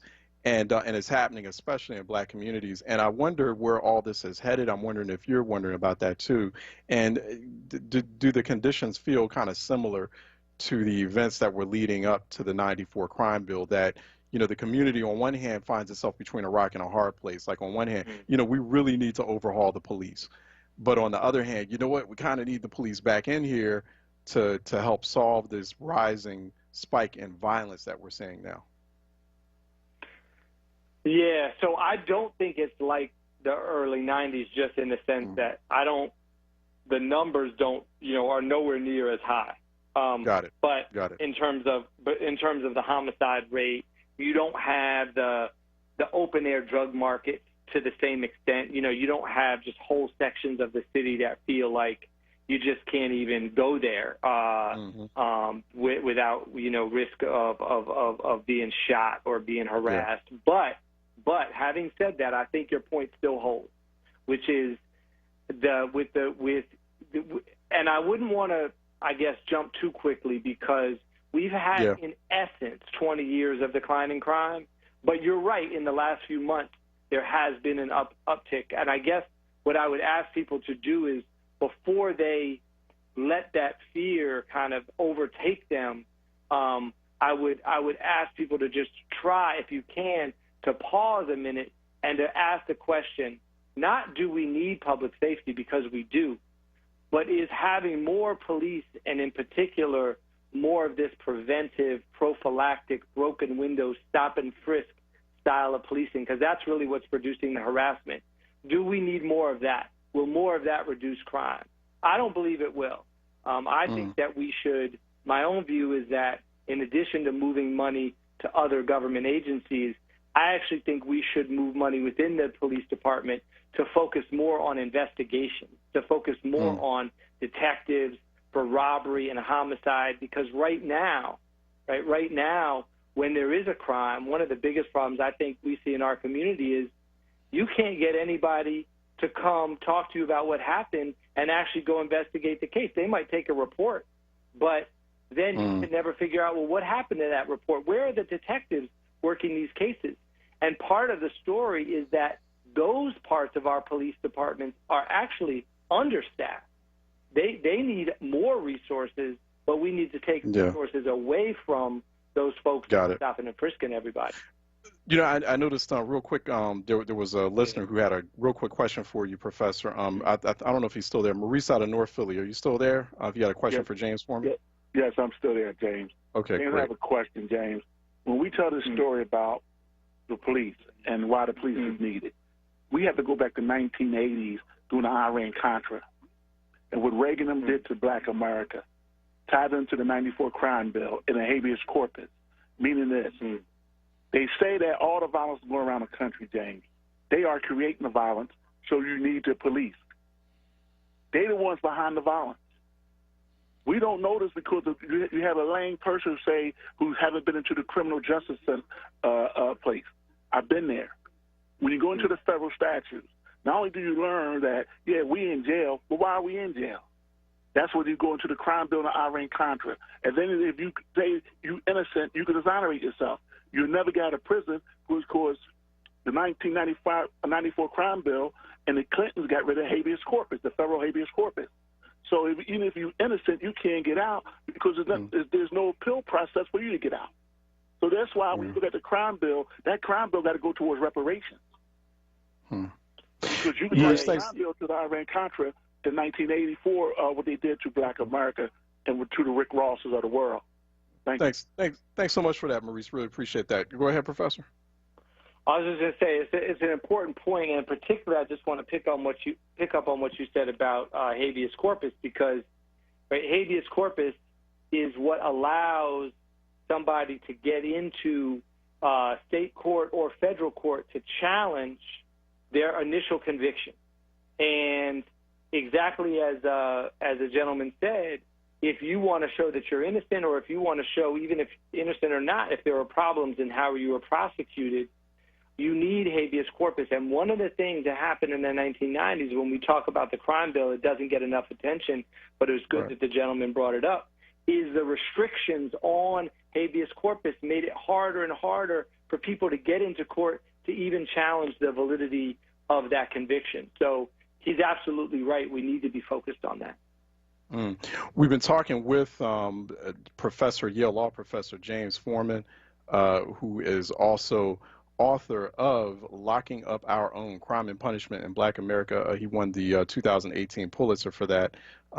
He's a former prosecutor himself, now is teaching law at Yale Law School. And go to @JForemanJR on Twitter, on social media, to learn more about him, and also pick up his book. It's a good book. It's a very good read, and I'm glad we got him back.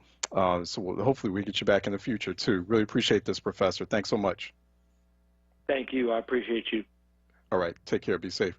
Let's take a break. When we come back on the other side, phone lines are open at 215-634-8065. Toll free. It is 866-361-0900 here on Reality Check. Let's take a break, and we'll be right back.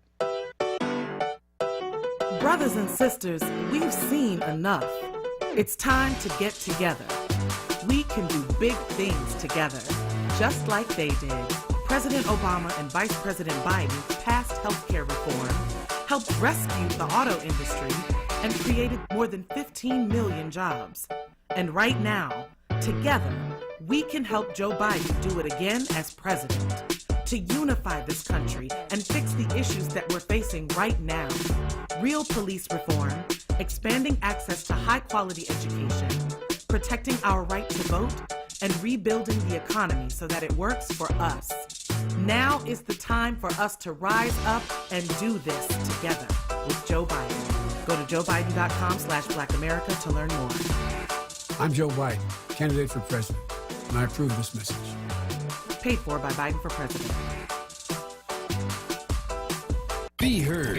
Want another way to join the conversation? Follow us on social media using the hashtag onWURD. Be heard. Stay connected to Word Radio. Independent Black media. Do you need health insurance for your children? The Children's Health Insurance Program, also known as CHIP, provides quality, affordable health insurance for Pennsylvania kids. CHIP ensures that kids can go to the doctor, receive health screenings and vaccines, and get what they need to live a healthy childhood. Families can be covered by CHIP no matter how much money they make. If you've experienced a recent change in employment or income, CHIP may be a good option for your family. Visit chipcoverspakids.com to apply or learn more. Paid for with Pennsylvania taxpayer dollars. Show some love for your favorite neighborhood with Word Radio. It's the Summer of Freedom Virtual Neighborhood Love Tour. Mondays and Thursdays now through August 20th from 1 p.m. till 2:30 p.m. Shining a light on Philadelphia's neighborhoods with a focus on neighborhood history, Philadelphia's freedom fighters, and community resources that are helping to shape the city's future. Mondays with the rapping professor Dr. Aaron Smith, and Thursdays with Andrea Lawful Sanders. It's the Summer of Freedom Virtual Neighborhood Love Tour. Mondays and Thursdays, 1 p.m. till 2:30 p.m. exclusively on Word Radio. 96.1 FM and 900 AM WURD. Streaming live on wordradio.com, the Word Radio app, and on Word TV via YouTube and Facebook. The Summer of Freedom Virtual Neighborhood Love Tour is sponsored by Wells Fargo and PICO. Reality Check with Charles Ellison right now on Word Radio and wordradio.com. All right, welcome back to Reality Check. Phone lines are open as we wrap up this Thursday, end of the week Reality Check edition. 215-634-8065, toll free 866-361-0900. Thanks everyone for listening and watching, and also calling in as well. And we have folks on our Facebook live stream, got a lot of conversation going on there as well. So good afternoon to you. One of my awesome cousins. Yeah, cousin Wendy Ellison. That's right. Good morning. How you doing, cousin? that actually is my cousin out on the West Coast. So I didn't know she was looking in. She was tuning in. All right. I appreciate you. Thanks so much. Thanks for the good words, cousin Wendy. Also, Lois Rubin Marks, enjoying the show as always, and enjoying the fact that you're enjoying the show too.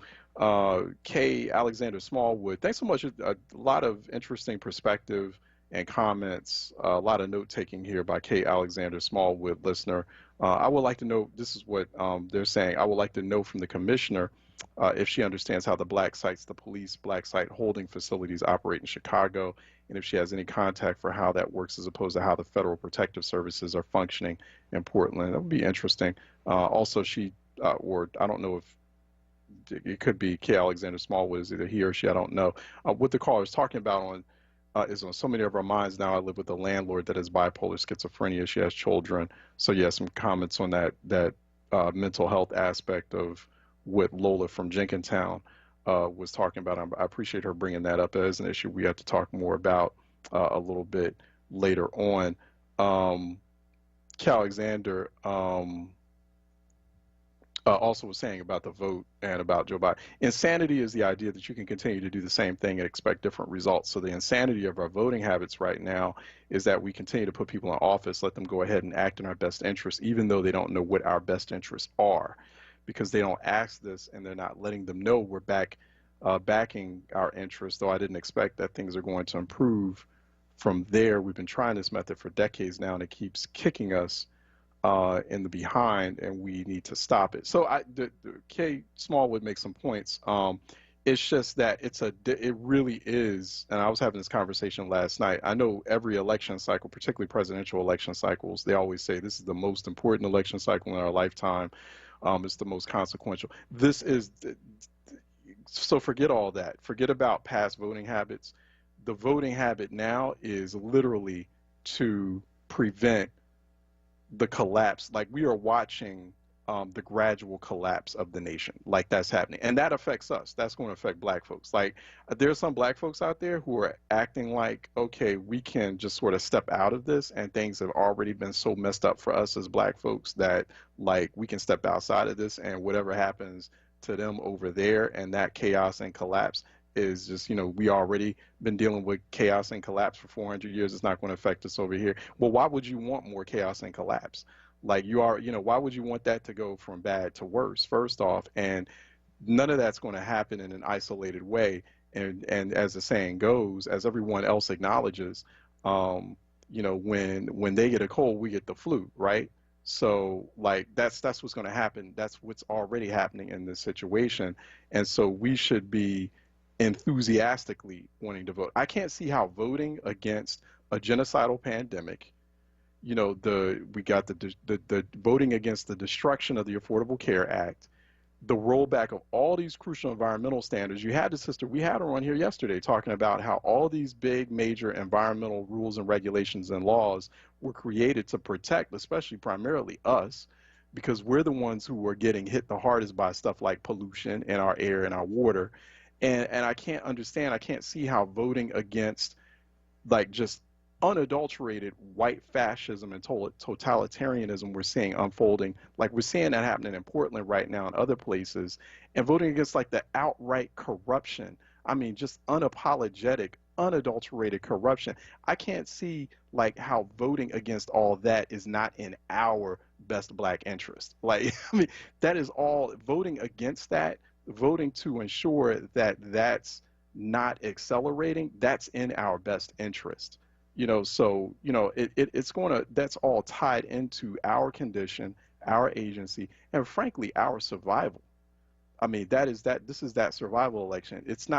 This is not like your regular okey doke, lesser of two evils. I keep telling people that. I keep telling, stop psyching yourselves out of this election first, thinking you're not going to play a crucial, critical role, and psyching yourselves out thinking, oh, this is just, I got to do lesser two evils again. It's not that kind of election. It really is truly good versus evil. I don't think Biden is that evil dude, some evil diabolical dude. He's not perfect and he's very flawed, but he's not some evil diabolical dude. Like, clearly who the current occupant of the White House is. That's clearly an evil, messed up, dumpster fire, diabolical maniac of a dude who's not even a human. It's like hard trying to find the humanity in him, and he doesn't even want to have that kind of humanity.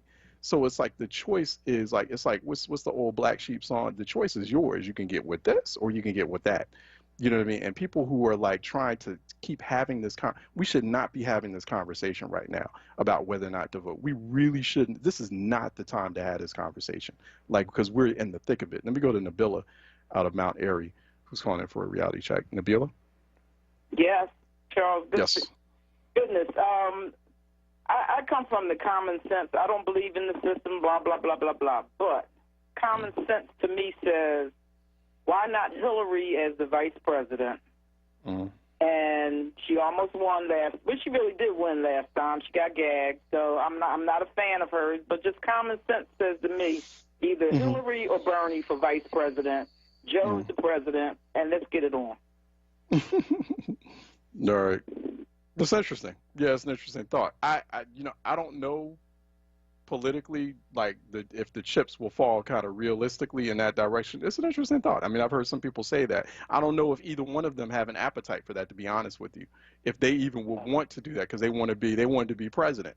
So suddenly for somebody to come back at them and say, hey, I need you to be number two, So, but right now, kind of the energy at the moment tells us that he's on the cusp of picking a black woman running mate. That's what. So Bernie, that cancels Bernie out because he did say that he committed to that. I'm going to pick a woman, and now I think he's been back. You really think anybody's going to vote for a black woman? I don't. I really don't think these people. You go around the United States of America. These people are not going to vote for a black woman. I think it depends. It depends on. I think you do make a point there. It's going to depend on like the black woman he picks, if that's the direction he's going in. It can't just be any black woman, like any black woman on that list. It's going to have to be a specific black woman who meets certain criteria. That's why I keep pointing back to someone like Val Demings, who kind of like checks off certain boxes for me as I'm thinking about it from a strategic point of view. One of them being she's in Florida, Central Florida. She's highly popular there, and that's a very crucial pick-up battleground state. He's going to have to pick up those electoral college votes, and he's going to need Central Florida as he does that. I'm talking about Biden. Another thing, she's got that law enforcement background. So there are going to be some white Republican or white suburban voters out there who are going to be like, oh, okay, she's got that law and order background. So I feel like Joe is going to have that managed, or he's going to have her help him manage that. I'm just saying that's kind of like, so that'll cancel out any of the misgivings that white voters out there have about, or the discomfort they may have from, once again having to vote for someone black. I mean, but that running mate choice is going to be very crucial because he has said he's going to do one term. So the person he's picking conceivably will be in 2024 the next president of the United States. And so he's got to be real careful about whoever that person is he picks. They got to be sharp, and they got to be able to check off all sorts of boxes. But Nabil, you make some good points. I think that conversation's already left the station as far as Hillary. I think they already kind of had that conversation, and she was like, I ain't interested. And Bernie, people just don't want Bernie on the scene, period. And certain, they felt like he contributed, stirred up a lot of trouble in 2016 that kind of led us to it wasn't his total fault, but that's just the mindset. I'm telling you, the mindset, the folks who are having those conversations, making those decisions. You get the last word, Nabila. Thanks so much for calling in. I appreciate you. I gotta let you go. Thanks for that question. I think it's some interesting game theory, though, and I think we should talk about it. And so we'll talk more about it next week when we come back Monday at 10 a.m., God willing. We are coming up on The Source with Andrea Lawful Sanders up next on WURD, so keep your radio dial locked in and tuned in. Andrea Lawful Sanders coming up next. And for The Source, I want to thank Troy Wilmore at the Board of Steel. Thank everyone else who was listening in, all our guests and our local subject matter experts who are you, the WURD family. Always appreciate you and appreciate folks tuning in to us live on air and also by Word TV on places like Facebook and YouTube as well. Philly wants you to also continue to go to our companion magazine for reality check, thebenote.com, thebenote.com. Sign up for the newsletter when you get a chance. Also tonight, go to facebook.com/BCVP Inc. BCPV Inc. Facebook.com/BCPV Inc. for the live stream panel discussion that I'll be co-moderating regarding gun violence. What's our plan? That's happening at 6:30 p.m. tonight. So we will definitely see you there. You'll have a chance and an opportunity to ask questions. We've got a lot of panelists, a lot of experts and local advocates who are all ready and lined up to talk with you this evening. All right, Philly, stay sharp. Philly and beyond, stay sharp, stay smart, but more importantly, please stay safe and keep yourselves and your neighbors and your family cool out there. All right? Have a great, fantastic afternoon, evening, and rest of the weekend. I hope to see you on Monday. $150